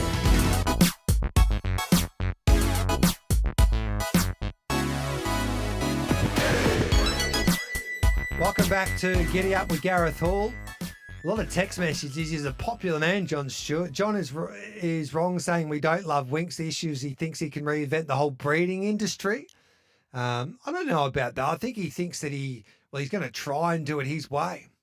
Whether that is trying to reinvent the breeding industry, we wish him the best of luck. He's going to have a crack and try some different ideas, and it'll be interesting to see how he goes in 5 years' time. John makes a good point. You wouldn't be having this conversation about any other foal. Correct. It'll have everybody talking. I can buy him if I want to buy him, just to be clear. Yeah, Booger, one of the great quotes there from Jay Stewart. Hey, we'll take a break. On the other side of it, we'll start the weekend preview a little earlier. The boys are ready to go on stream. Dean Watling, Mickey Gannon and Zach Tunbridge will kick it all off as we preview that Rosehill meeting.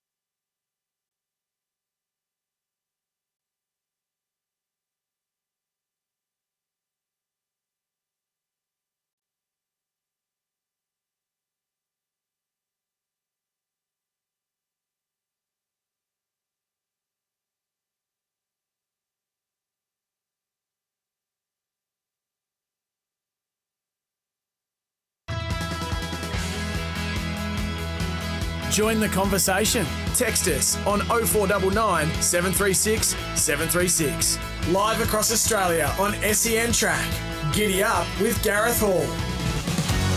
It's now time for the weekend preview with Mick Gannon, Dean Watling and Mitch Lewis. Let's welcome in the team for the weekend preview, all thanks to Bet365. And we are streaming the weekend preview for the first time. We're streaming every day, of course, thanks to Bet365. You can watch us on the SEN app, also on YouTube and also our Facebook page. So let's welcome in the team. We're previewing Rose Hill, Flemington and the Sunshine Coast for the weekend preview.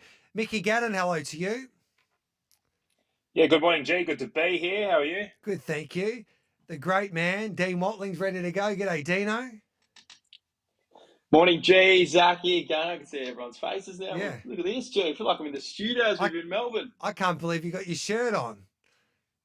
Yeah, me too, G. Every time I had to put it on. I didn't know we're doing a stream. Every time you're in front of a camera, you got your shirt off, whether it's in the lift when you're posing or anything like that. And I thought, geez, you definitely have your shirt off. But you're looking good, Dino. And Zachy Tunbridge joins us from Bet365. G'day, Zach.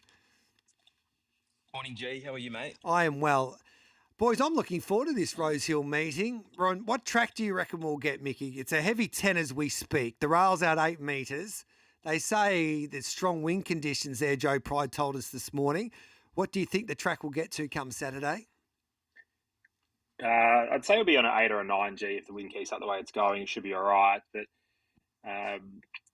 just interesting, probably the biggest piece of the puzzle will be the rail out 8 metres, how that's going to play out. I think the last time I've seen that, back in 2022, similar setup out that with a heavy track, and the meeting was called off, but Rails and Run produced, I think, 5 of the winners of the races that they ran. Yeah. And you wanted to get off the rail still. So it'd be interesting to see how it plays, G.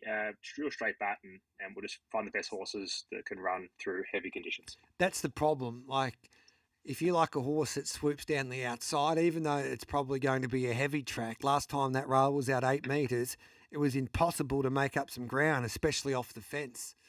So it'll be interesting to see how it does play come Saturday. We might have a look at the first leg of the quaddie. Have we got enough time? We've got about a minute and a half. So we might see, Dino, do you like anything in the early part of this meeting at Rose Hill before we have a look at the quaddie legs? Just want to touch on race 1, G. The favourite Raging Force, hard enough to beat, but I just want to make the note, Sequester and Caesar are both dual nominated for Wyong as well. Yep. So probably not a betting prospect race this far out. Just wanted to touch on that early. Okay, then. Horseshoe Hill was Bjorn Baker's each-way play of the day for the Baker camp. What price are we getting with him with Bet365? I should say with her with Bet365 there, Zachy boy. Which race, Gareth? Race 1, Horseshoe Hill. Horseshoe, yeah, I saw the favourite there. That's Horseshoe Hill, 12's into 11. We're getting. It's very short, the favourite, but yeah, you're getting $11. Do you like her, Mickey? Do you have an opinion in the first? Favourite. No. Okay. They won't beat the favourite, G. By Cosmic Force, didn't it win by 100 yards on a heavy? One like Black Caviar the other day. Pago or something. Yeah, one like Black Caviar. No, I mean Cosmic Force, the sire. Yeah. All right then, boys. Stay tight. We'll take the 10 o'clock news, then we'll come back and have a look at the quaddie legs there at Rose Hill.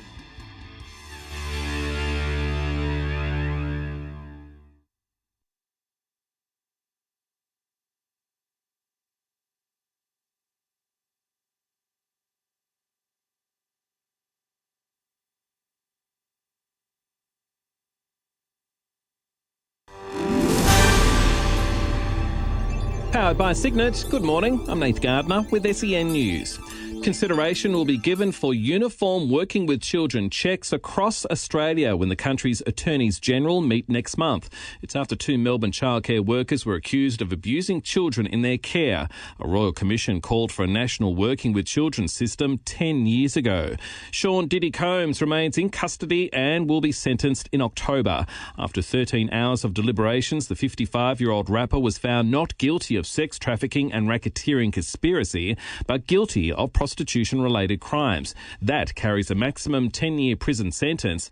Douglas Wigder, the lawyer for Diddy's former girlfriend, spoke outside court. We're pleased that he's finally been held responsible for 2 federal crimes, something that he's never faced in his life. We're hopeful that ultimately he receives a substantial sentence for what he's done. In Perth, motorists are being urged to take extra care with the chance of thunderstorms over the next few hours. 2.5 tonnes of cocaine worth $800 million and likely destined for Australia has been seized in waters off Noumea. 7 people have been arrested. The US and Vietnam say they've agreed to a trade deal ahead of a deadline next week, which will see a sharp hike in tariffs on almost all countries. And the major banks are yet to act on key regulatory recommendations aimed at helping savers access bonus interest rates, despite advice being handed down over 18 months ago. Up next, SEN Sport. The second test between Australia and the West Indies gets underway tonight. Skipper Pat Cummins telling SEN having Steve Smith back from a finger injury is a huge boost. Any side that Steve Smith's in is a better side for it, is a huge asset, and it's kind of had a week off and he's come back fresh and ready to go. And Jordan Thompson has beaten Frenchman Benjamin Bonzi in 5 sets to reach Wimbledon's 3rd round.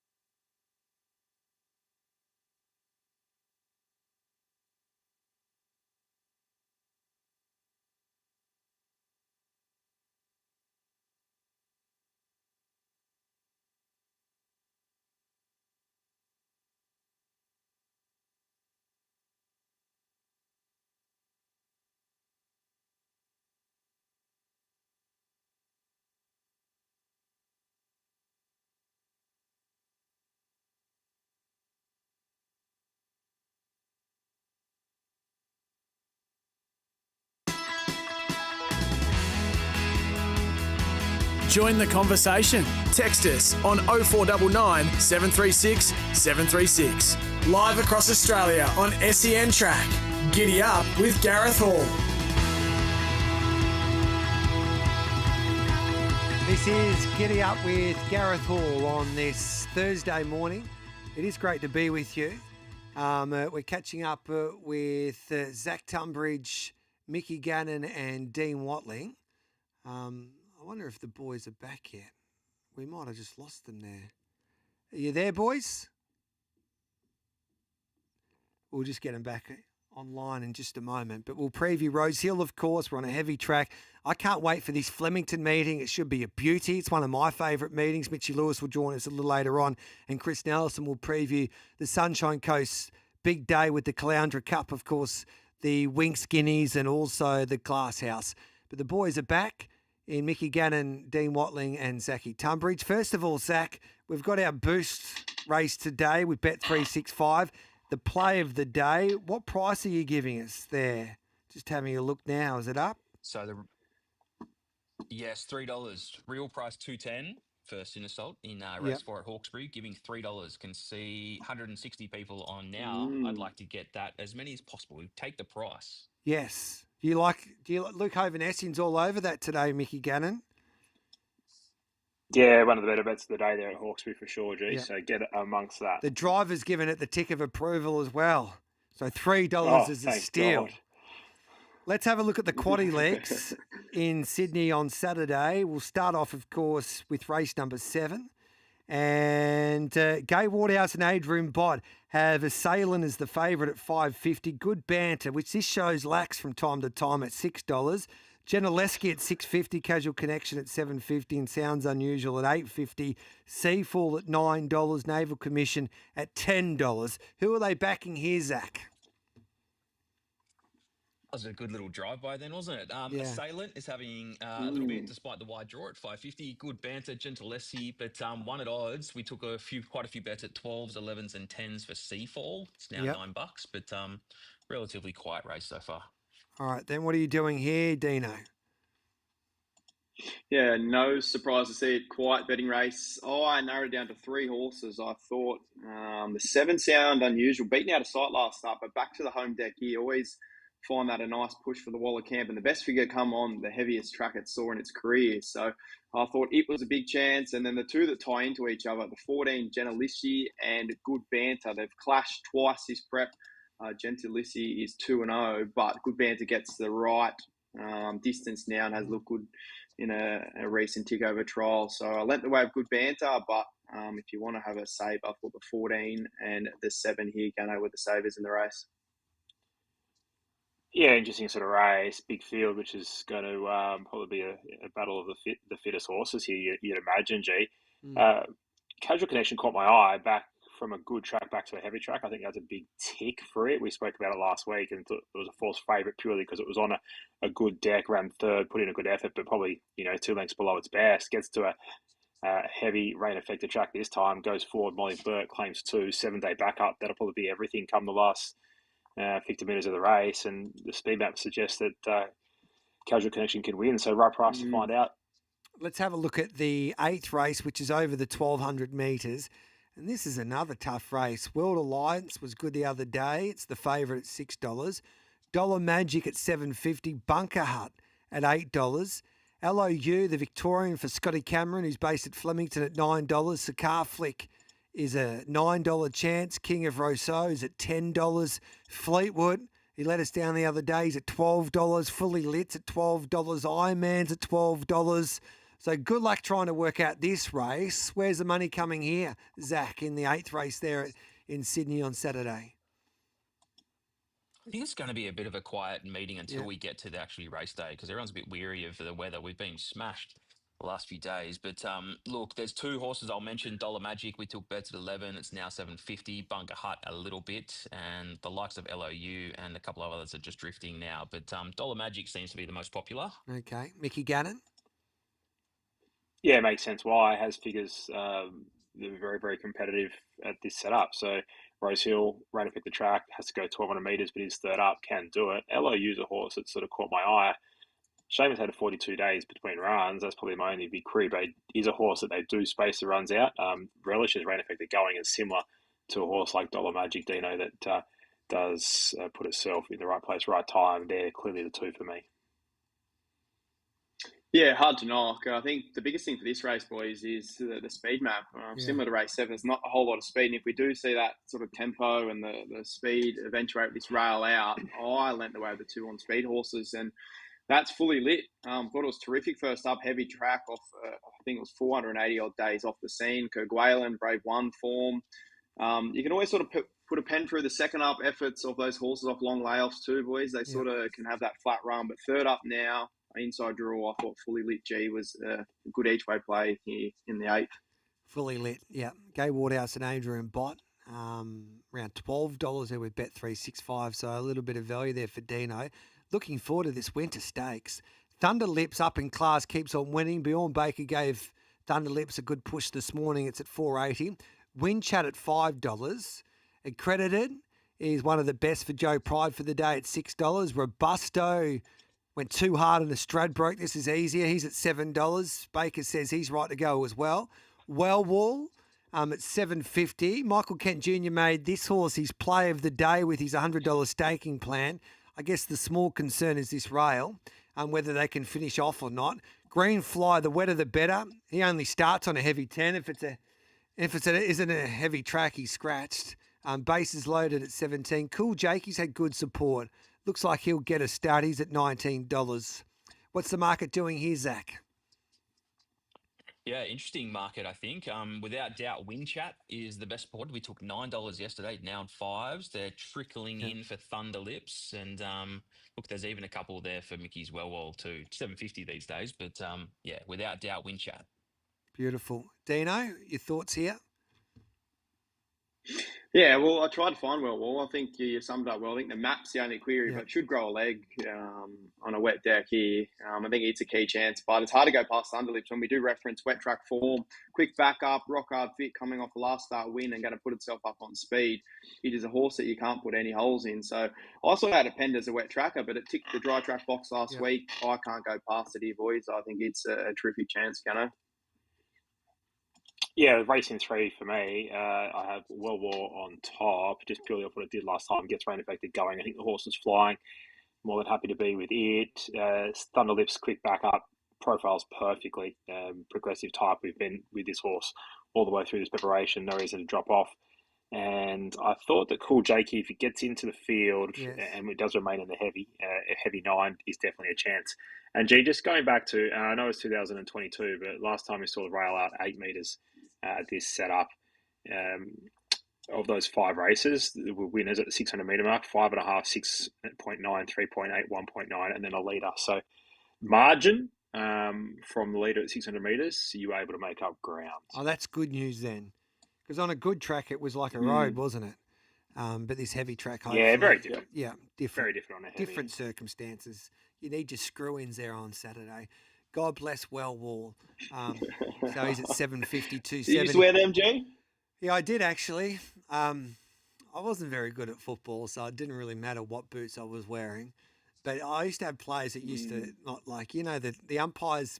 I was playing AFL. They used to go and check your boots, so you had to show your boots and yeah. And some of the crooks out there, the umpires would come in and you would have a talk, and then they'll get distracted, and the blokes would just change their boots after the umpires come in. So it was pointless anyway. And then they'd make sure they'd step all over you anyway. You'd have cuts and bruises, but that's what made the game so great. Just quickly, fully lit is unlikely, they tell me, Dino. So that's unfortunate for you. Race number 10. Any reason there, G? No, I don't know. Might be saved for another day, but I've just been told unlikely. Okay. Kerguelen's at 320, takes on Brave One again at 360. This is a good race. Sacred Rock's at 480. Hell to Pay is at $8, and then Little Contro at $10 here. The rest at a big price at Tunbridge. Kerguelen is pretty firm. However, they have come for Brave One, 480 yesterday, now 360, and they're trickling in for Sacred Rocks as well, but only the 3 at the top of the market. All right, then. Mickey Gannon, you kick off here. Yeah, race of that AG. Kerguelen, clearly the horse to be. I think just forgive that second up flat run on a soft track. Gets back to a heavy track now. I think it's got to repeat what it did first up. I think wins the race. I think it's the most progressive type in the race. I think it does win. Hell to Pay, Brave One, Sacred Rocks. All very good horses that have wins in them and will continue to win. But I'm going to lean the way of Kerguelen because at that price, you can only back one of them, Dino. Yep, you make a really good point. I thought watching that replay, Kerguelen sort of hit a flat spot, Gano to 300, and now they go to 14 third up. So maybe just needed sort of that extra distance second up, and that was the reason for the flashish run. So I like that push. Brave One, interesting horse. I had him penned as a wet tracker, but that was his best figure he's produced on a dry deck last start. So happy to be against him, and Sacred Rocks is the query here. Good enough to win this race. Look at the foreman there for Mara in Sydney has his stable absolutely humming. I think a double on Wednesday, but needs a stack of luck, G, from gate 18. So I'm with Gano, Kerguelen in the last. Beautiful, 320. Do we take that price? We get odds protector, of course, if we wait till it's after 8 o'clock, isn't it, so. Zachy, on Saturday? After 8 on race day, yep. Beautiful. After 8 on race day, yep. Do you have a clue who the mega boosts are? Of course, you check out Bet365 from 10 a.m. on Saturday and see why it's never ordinary at Bet365. Subject to availability, eligible customers only. Terms and conditions apply. What are you really gambling with? For free and confidential support, visit gamblinghelponline.org.au. Do you have any idea? Yeah, I have an idea. It's just tough when, if it changes on the day. But the plan is she's an artist and Nobilis in Flemington. And Nobilis. Rosehill. That's the plan. She's the horse. Nobilis, sorry. Yeah, we've got to share a Nobilis, yeah. Give us $10. That's That'd be plan. good. G. Hey? Yeah, right. Okay. Yeah, Hutchie's in it. You got more horses than you long at the moment, G. No, Jesus. I can't afford it. I'll give you the tip. Hutchie and a few of our loyal clients are in it. Jace, of course, from Temper. So, yeah, hopefully we can find a few winners, or hopefully she can win. I reckon she's a big chance. Have you done the form for me, Dino? No, I haven't, G. I've been chips in Sydney. Yeah, Wardy's in it as well. So it's a good group of people in that horse. Now, boys, your best bets. Now, I've got there's a lot of form experts these days on social media, and knocking on my door saying, Gareth, I want an opportunity these days. And I'm as loyal as they come, and I love you boys. But there's one particular, I got this sent to me the other day, and I just want to send out a warning to you lads, just to make sure you're on top of the game. I want you to listen to this to see if it'll inspire you. This bloke, they said that he calls himself the GOAT. Roll it, Paulie. To go, does it again. Best 5, 2 from 4. Quaddie after quaddie landed. Live trader wins again. You punters. You punters. You keep chasing your tails and not winning. Not trusting the process. You look at this and you think, oh, how does he win every day? Yeah, it goes on. Oh, you left out the best bits, Paulie. There you go. He calls himself a GOAT. Give us more, Paulie. Yeah, I don't give us more. He's good. He's a good. I've heard this. I've heard this guy. Yeah, I haven't heard. This is the first I've heard of him. Is there any more? There was a little bit more. TikTok. Yeah, he's on TikTok. Is he on TikTok? Yeah, he was having AI TikTok, stuff. He does. Yeah. I don't think there's one. Yeah. Anyway, no, he is entertaining. Oh, well, I thought that was funny anyway. So he calls himself the GOAT. So we wish him the best of luck. But he doesn't lack. Can you give us a winner? No, well, he doesn't lack any confidence. I might have to chase him up. So what's your hey Mickey Gannon? You were stiff last week, and you've got a proven record. And I went to the selection table and I asked the listeners, and I talked to a few of my colleagues, etc. I'm going to back you right in. You can captain the side this weekend. I do appreciate it, G. No Badge of problem. honour, a bit of confidence, so that's good. I'll drop you. I'll take Dino. Yes. That's That's all right. No pressure. And Chris Nelson was 3 from 3 last week, so he's got to keep his spot. So what's your best bet there, Mickey G? We'll kick off. I'll throw to Dino first, and you go as a captain, Dino. I'll throw to you, and you can kick off, mate. All right, my best bet, G, comes out of Trial Time Black Book. We've been waiting for this horse to turn up. Race 5, number 5, Tarpaulin, loves it wet. Terrific trials in fast time. There's a stack of speed in this race, so I'm not too worried about the speed map. Comes into gate 7 now. I think race 5, number 5, Tarpaulin's the best bet of the day, and it should start favourite. I know Storm the Ramparts is there, but I think it will start favourite. And G, race 4, 2-bet play, the 11, Luna Light and Golden Strand. I'm going to back both those to beat the current favourite Gatekeeper. But Tarpaulin's where my money will be this week. So Rachel King. So that's your nomination for the top 4 multi? Yeah, best bet and nomination for the multi, G. Beautiful. So that's race 5, number 5. Mickey Gannon, take it away. Best bet, race 1, number 1, Raging Force, gets the job done, I think, here on Saturday convincingly. As in regards to the top 4 multi, though, Yes. G, I'm going to team up with you because I know how keen you are on this runner. You thought this horse was going to be a bet in the Stradbroke if it rained. Well, it's rained in Sydney. The Winter Stakes were with World War G Hall, M. Gannon combining. What could go wrong? Beautiful. I love it. If the ship's going to sink, I'm coming with you, brother. Oh, God. Shut up, Dino. You think you're a genius, don't you? You've got a few right. Like I remember when we were carrying you not long ago. Unbelievable. Woo. You happy with that, Zach? I'm just having a look at the top 4 Yep, sounds good. in race number 9. 280 so far. Yeah. 280 we're getting so far. With Beautiful. 2 more to go, it'll be good. And you have been generous to traders, so let's hope we can the multi. But you need to get on early, so it'll go up today and get on because I think you got $14 last week. Earlier the better. Yeah, and by the time they raced, it was about $6. Now, so the price changes with whatever the market does, so Correct. it's best to get on early. yeah, and obviously we've got the best judges in the game. Sorry about that, Yep, so goat. they go But firm. yeah, so they firm, of course, all the time. Now, Cinzo or Sanso, it's a French wine or French wine grape. That's from Buster. That's our boost today, Zachy, at $3 at Hawkesbury. And we've got to what time today with the traders? Until 1 o'clock, and then we'll put the multi up after that. Yep.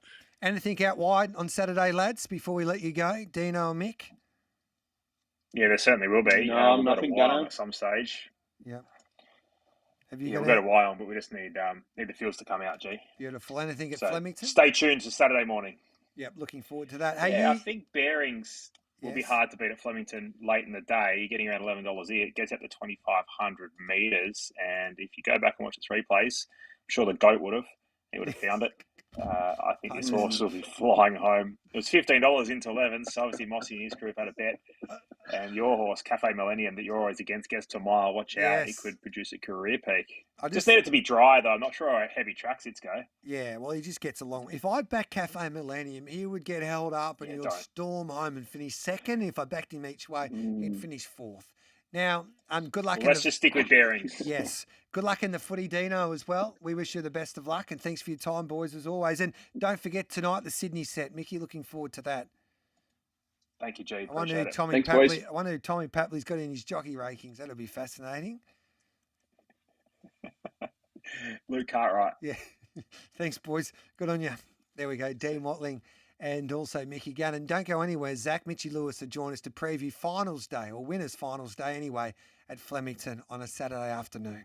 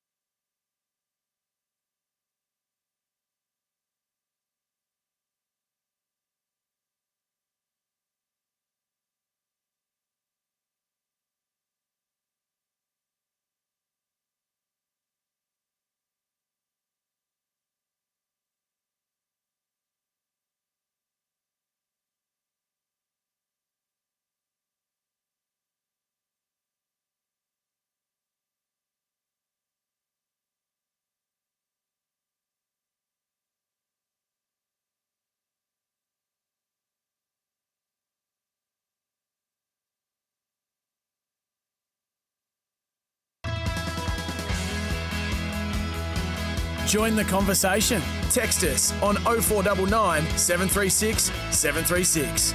Live across Australia on SENTrack. Giddy up with Gareth Hall.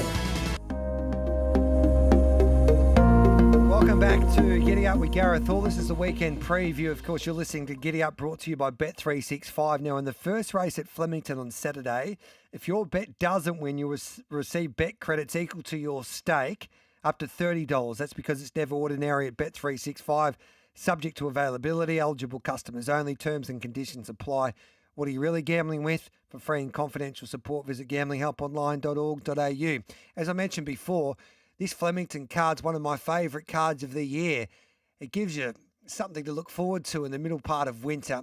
Some progressive types going around. It's finals day there at Flemington. Mitchie Lewis joins us. G'day, Mitchie boy. Morning, G. This track will be interesting. We had a bit of rain over the last couple of days in Melbourne.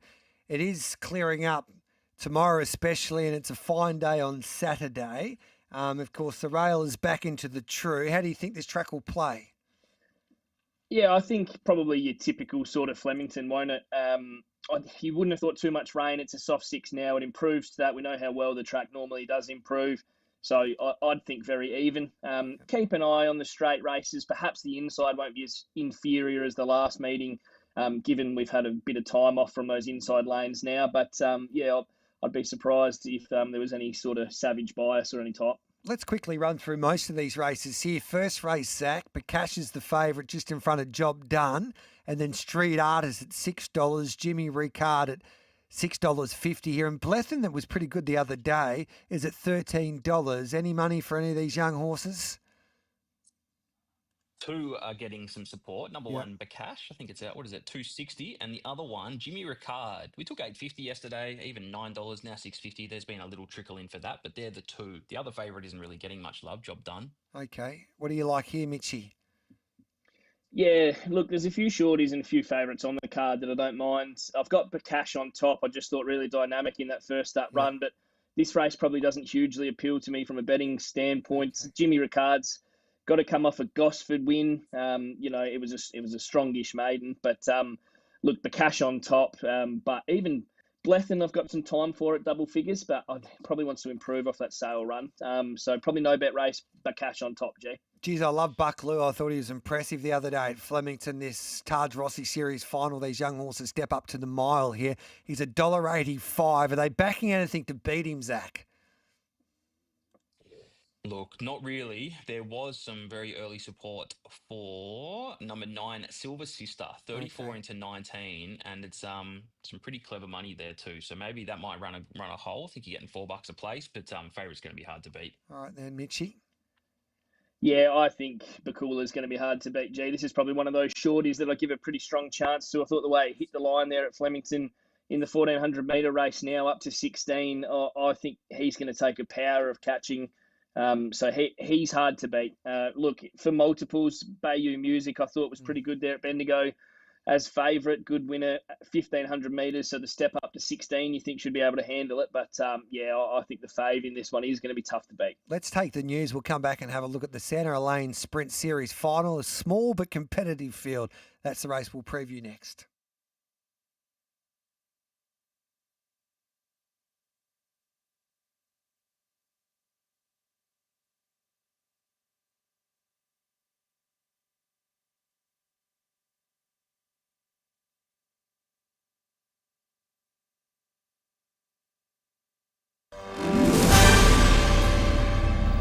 Powered by Signet, making SEN News headlines. Consideration will be given for uniform working with children checks across Australia when the country's Attorneys General meet next month. It's after 2 Melbourne childcare workers were accused of abusing children in their care. Sean Diddy Combs to remain behind bars until his sentencing in October. The former rapper has been found guilty of 2 out of 5 charges against him. And ahead of next week's deadline, where US tariffs will see a sharp hike on almost all countries, the US and Vietnam say they've agreed to a trade deal. Coming up, sen.com.au sport. The second test between Australia and the West Indies gets underway tonight. Skipper Pat Cummins telling SEN having Steve Smith back from a finger injury is a huge boost. Any side that Steve Smith's in is a better side for it. He's a huge asset, and it's kind of had a week off and he's come back fresh and ready to go. And Jordan Thompson has beaten Frenchman Benjamin Bonzi in 5 sets to reach Wimbledon's third round.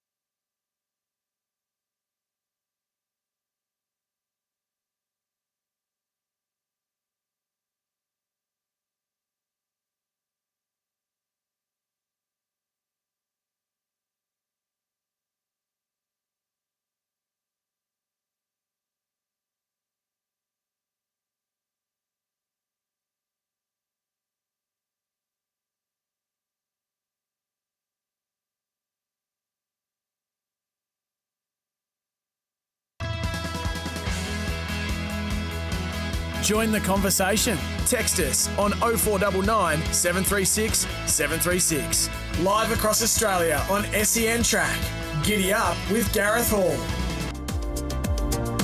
Great to be with you on Giddy Up this Thursday morning. This is Giddy Up's weekend preview.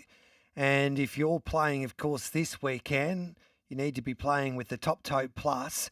It can be played Thursday, Friday and Saturday. So if you like your Quinellas, Exactas, Trifectas, First Fours and Quaddies, you've got to bet with Bet365 because this Saturday you'll be paid out at the highest national tote for all the exotics at Flemington, Rose Hill, the Sunshine Coast, Gawler and Pinjarra. That's 45 races because it's never ordinary at Bet365.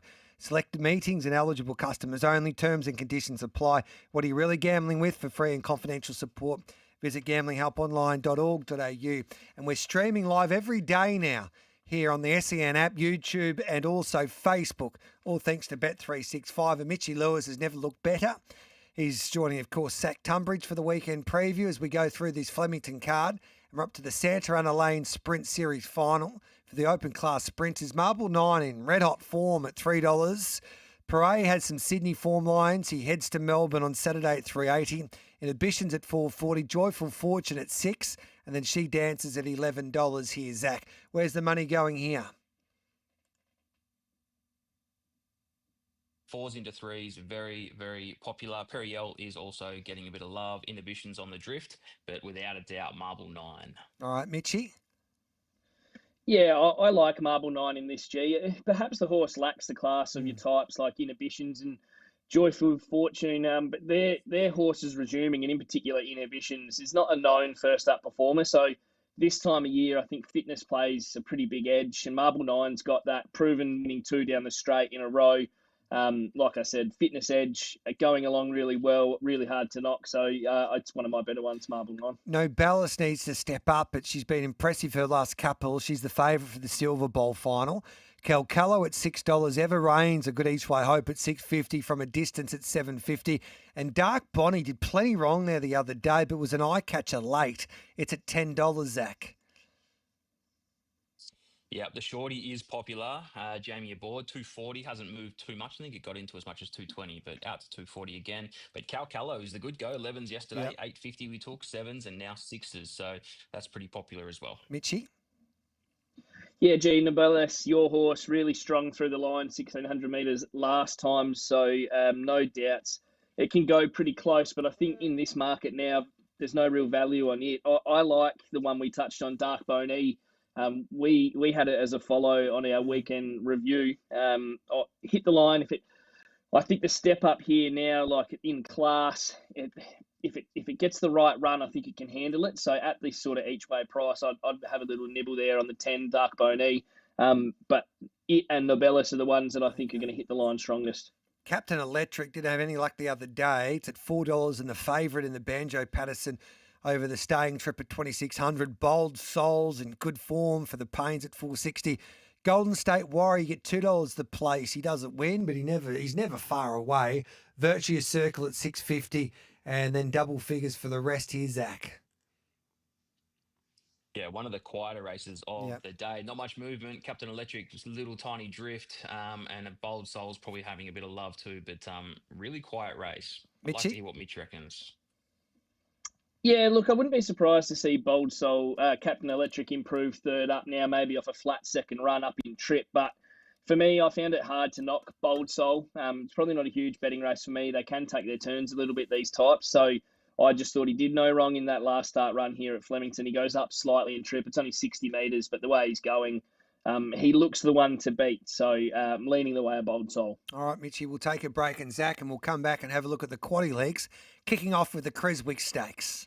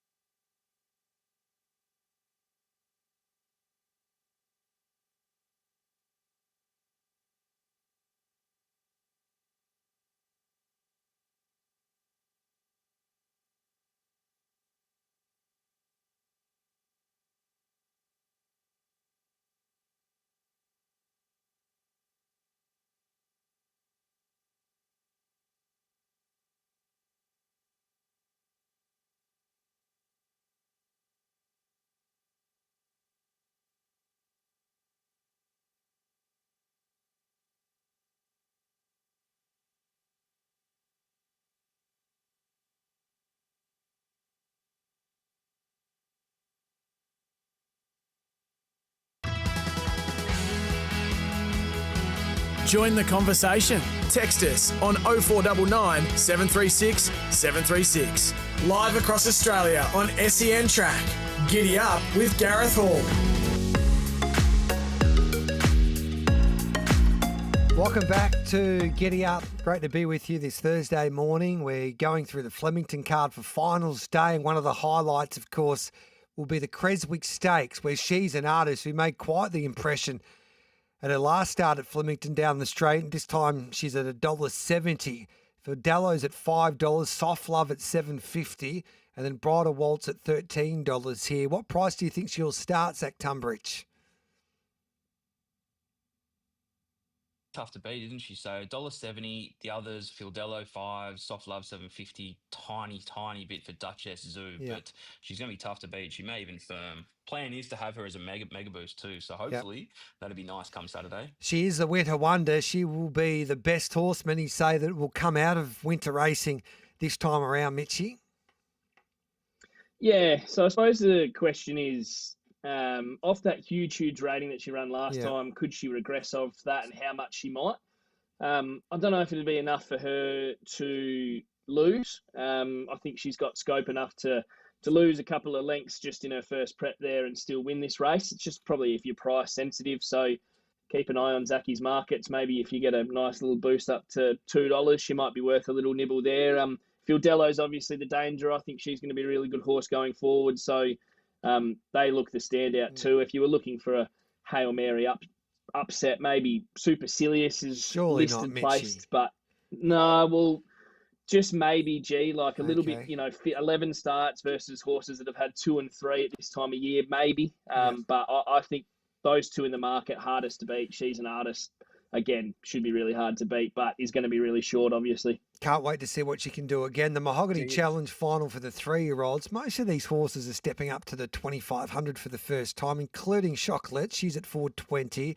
Vela Machine, $5. Politely Done's coming off the Queensland campaign at $8. Bearings, this is a horse that Mickey Gannon did at mine for Johnny Sargent in 11. Nico Frod at $13. Anne at $13. Where's my horse? Champagne Jenny at $16 here. What's the market doing, Zach? I was going to mention, if she's an artist stays around that price, we'll probably try and give about $2.50. Oh, come perfect. Saturday. So that'd be nice if that goes up. I heard Mitchie say $2 then, but plan is $2.50. Don't shoot me if it doesn't go up, but that's the plan. No. For race number 7, relatively quiet again. Chocolates is on the drift. We went up 360 yesterday. It's now 420. Velas Machine, a bit of love. Likewise with Politely Done and Bearings. They're trickling in for those 3, but they're the only ones. And Chocolates not getting much love. Mitchie? So lots of these, come through that same lead-up race 2 weeks ago, the Ken Cox handicap. Look, I was looking at who hit the line best that day. Vela's Machine, for me, on its first win back there in Bendigo, missed the kick, or slightly was slow away again at Flemington, hit the line really strongly. For me, looks ready for the 2,500 metres now, so giving it a big chance. I probably agree with Gano as well. I thought Bearings was hitting the line just as well, but probably Vela's Machine just found a little bit more trouble. So I think with a clear run, it should be Vela's Machine for me. Just no real knock the favourite Chocolates, but I think it's short enough now for other horses that I think are better suited at the longer trip. Let's have a look at the Championship Series final. She was superb the other day. Oh, Too Good. She's the favourite here with Bet365 at $3. Jimmy the Bear's got to carry more weight, but he runs big races every time he goes out at $6. Cafe Millennium was impressive the other day at $7. Yellow Sam, she's on the quick backup at $9. And then Merv Hughes is at $10 here, Zach. Without a doubt, the best backed runner of the day is Oh Too Good at around that $3 mark. Absolutely very, very popular as soon as we went up. Like you said, Jimmy the Bear, Cafe Millennium on the drift. But look, I think this one is going to either firm or stay there because it's very popular. Oh Too Good. All right, Mitchie. Shocking race to map out, Oh Too Good, barrier 13 from the 1,600 metre start. Jimmy the Bear, another one in the market that gets a shocking run at it as well. So, look, I won't knock anyone for backing Cafe Millennium. If you can trust him off that last start, I think if he runs up to that, he's certainly capable. I've got Oh Too Good on top, just hoping for some luck early suited in the conditions. But it's a tricky race to be betting into with the sticky mat. We'll run through this last race. This is the Leilani Series final. Stylish, the favourite at 290, and then Fire Vetna, Molly Nickers, and Running By and Terry Star around that $6 quote for Fire Vetna and Molly Nickers, and then Running By at $8 and Terry Star at $9 here, Zach. Yep, two horses to mention. Stylish, obviously relatively popular around 290, and Molly Nickers, they're coming for a little bit here, around the 650 mark, but they're the two they like. Mitchie? Yeah, look, this one's really open with Splashback coming out from the heat up lead. Running By is the class horse, but got to carry an extra 5 kilos. I thought Molly Nickers was hitting the line strongly in that last start, so I've lent them way of Molly Nickers in what I think's a really open Leilani Series final. Your best at Flemington? Race 2, number 1, Bakula, but it's going to be short. Race 3, number 2, Marble 9. That's going to be my top 4 play. And then I'm going to have an each way play. Race 4, number 10, Dark Boney. So, all right, then race 3, number 2 is your multi-play for the top 4. Marble 9, anything at Adelaide?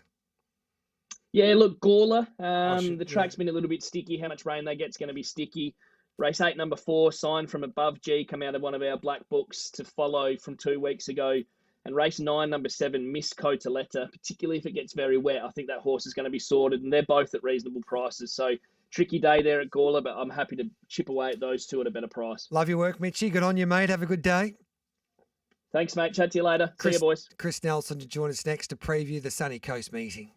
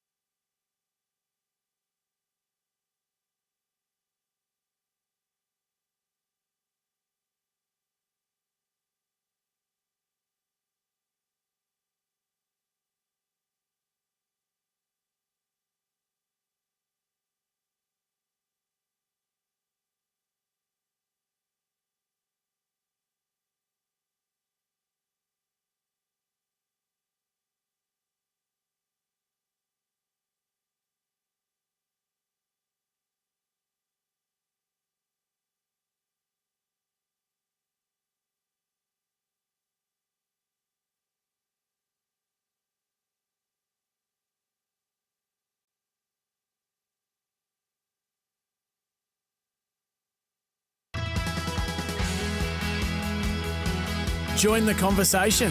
Text us on 0499 736 736. Live across Australia on SENTrack. Giddy up with Gareth Hall. Welcome back. The Carnival rolls on the final day. It's at the Sunshine Coast with a host of features including the Winx Guineas, the Glass House and the Calandra Cup. Chris Nelson join us. G'day, Chriso. Good morning, Gareth. What track conditions are you expecting there on Saturday?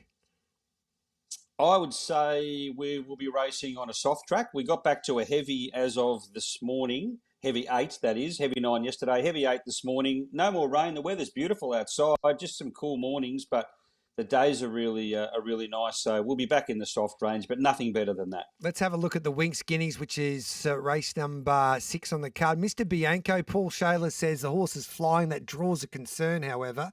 He's 340, Millie DeLune 550 here. Zach, where's the money coming here? Yeah, look, a bit quiet. Mr. Bianco, 340. We've got as much as $3, so it's drifted a little bit. Millie DeLune, they're coming a little bit forward. The rest are double figures. So, look, if you can find one at odds. Belinga Miss, I think we took 19 yesterday into about $12. But hopefully Chris can find one. He was on fire last week, Tashi. Yeah, we'll see. Look, it's a tricky race. The favourite, Mr. Bianco, look, I'm one of his biggest fans. But 1,600 metres, that just concerns me. Look, he hasn't been exactly strong to the line his last couple of wins. He's been good, but they've been 1,200 and 1,350. So he's a concern for mine, especially from that gate. The other one I liked was Bollinger Miss. Now, I'm going to put her on top, but I do think she's a concern as well. She hasn't got any mile form, but she did finish the race off well behind Mr. Bianco last time out. So at the odds, I'll go with her. I had Millie DeLune marked as a horse to follow at 2,000, so back to 1,600 worries me. So something each way, the 14. The Glass House, warning unlucky the other day at Ipswich at $3. The Inflictor's on the quick backup at $4.80. The People's Horse, so is Far Too Easy. He's at $7.50. He's coming off an unlucky effort in a Stradbroke. What's the market doing here, Zach? Yep, all about Warnie, Malonia Boards. The other two at odds they are chipping away at are I Am Artie and Grand Impact, but by far away, Warnie is the most popular. Chriso? Outside draw, that's no issue because they will come down the crown of the track at the Sunshine Coast. They won't be sticking to the fence, so that's no problem. Look, yeah, he was unlucky maybe there at Ipswich. I'm with him here because his run 2 back in the Group 2 Morton Cup was very good behind Front Page. Look, he was probably clear with 100 metres to go at Ipswich and he was okay to the line, but you've got to give him another chance here. Wet track-wise, he's won twice on soft. So Warnie, the Inflictor, definitely, if he backs up, he's a big chance as well. The Calandra Cup, it's wide open. Half yours, $4. Bear on the loose, $4.80. Don Diego de Vega at $6.50. The rest are double figures here, Zach. Yeah, pretty much the only one to mention here is Half Yours. We took $4.80, $4.20, now $4. By far and away the most popular. Not much to mention for the others. Chriso? Yeah, happy to hear that, Zach, because I like Half Yours. Cottoned onto him in Sydney when he won at Rose Hill. That was a great ride from Dylan Gibbons that day. And then Rose Hill last time out, he was wide all the way and he did a terrific job to be beaten half a length. He still looked a big chance at a late stage in the race with 60 kilos. So he's got to measure up here to something stronger. 2,400 metres won't be an issue, I don't think. And he drops heavily in the weights. That'll help offset that ride. So I am with Half Yours, who basically just takes on horses we see most weeks here and in Sydney. Beautiful. All right, then your best on the Sunshine Coast there on Calandra Cup Day, Glasshouse Day there, Chriso? I'm going to go Casper Nova, race 2, number 7. Casper Nova, he was scratched yesterday, Gareth, from Eagle Farm. That was a real winnable race for him. He was the best of good things. So they must think he's a good chance on Saturday. Is he your top 4 play for our multi? What price is he? He's $1.25 for the place. Top 4. That's a bit short. Yeah. At the moment, we've got $3.30, so maybe one at a bit bigger. Yep. What about Half Yours? That'll do. Yeah, okay. We bet it. Let's do Half Yours. We'll just half get yours. Yeah, $1.70. We'll get back in the winner's circle, Chriso. Yeah, that's fine. Half Yours is good. Enjoy yourself, brother. Thanks for your time as always. Thanks, guys. Have a good day. There's Chris Nelson. So this is our multi. Tobolin, race 5, number 5 at Rose Hill for Dino Watling. Mickey Gannon likes Wellwall, which is race 9, number 2. So both those horses at Rose Hill. Mitchie Lewis is playing Marble Knight, race 3, number 2 at Flemington. And then in the feature, for Chris Nelson at the Sunshine Coast in the Caloundra Cup. He's with the McAvoy train galloper, half yours, which is race 8, number 12, Zachy. So we'll get about $9 boosted that multi. Was that ambitious? We'll get a good price. So Yeah. we'll have your boosters up now until 1, and then we'll go up with this. I'll get you a good price. Go the Seagulls. Good on you, Zachy. Thanks for your time, mate. See you, G. There's Zachy Tunbridge. That is, of course, the Bet365 weekend preview. Thanks for your company. I'll see you tomorrow.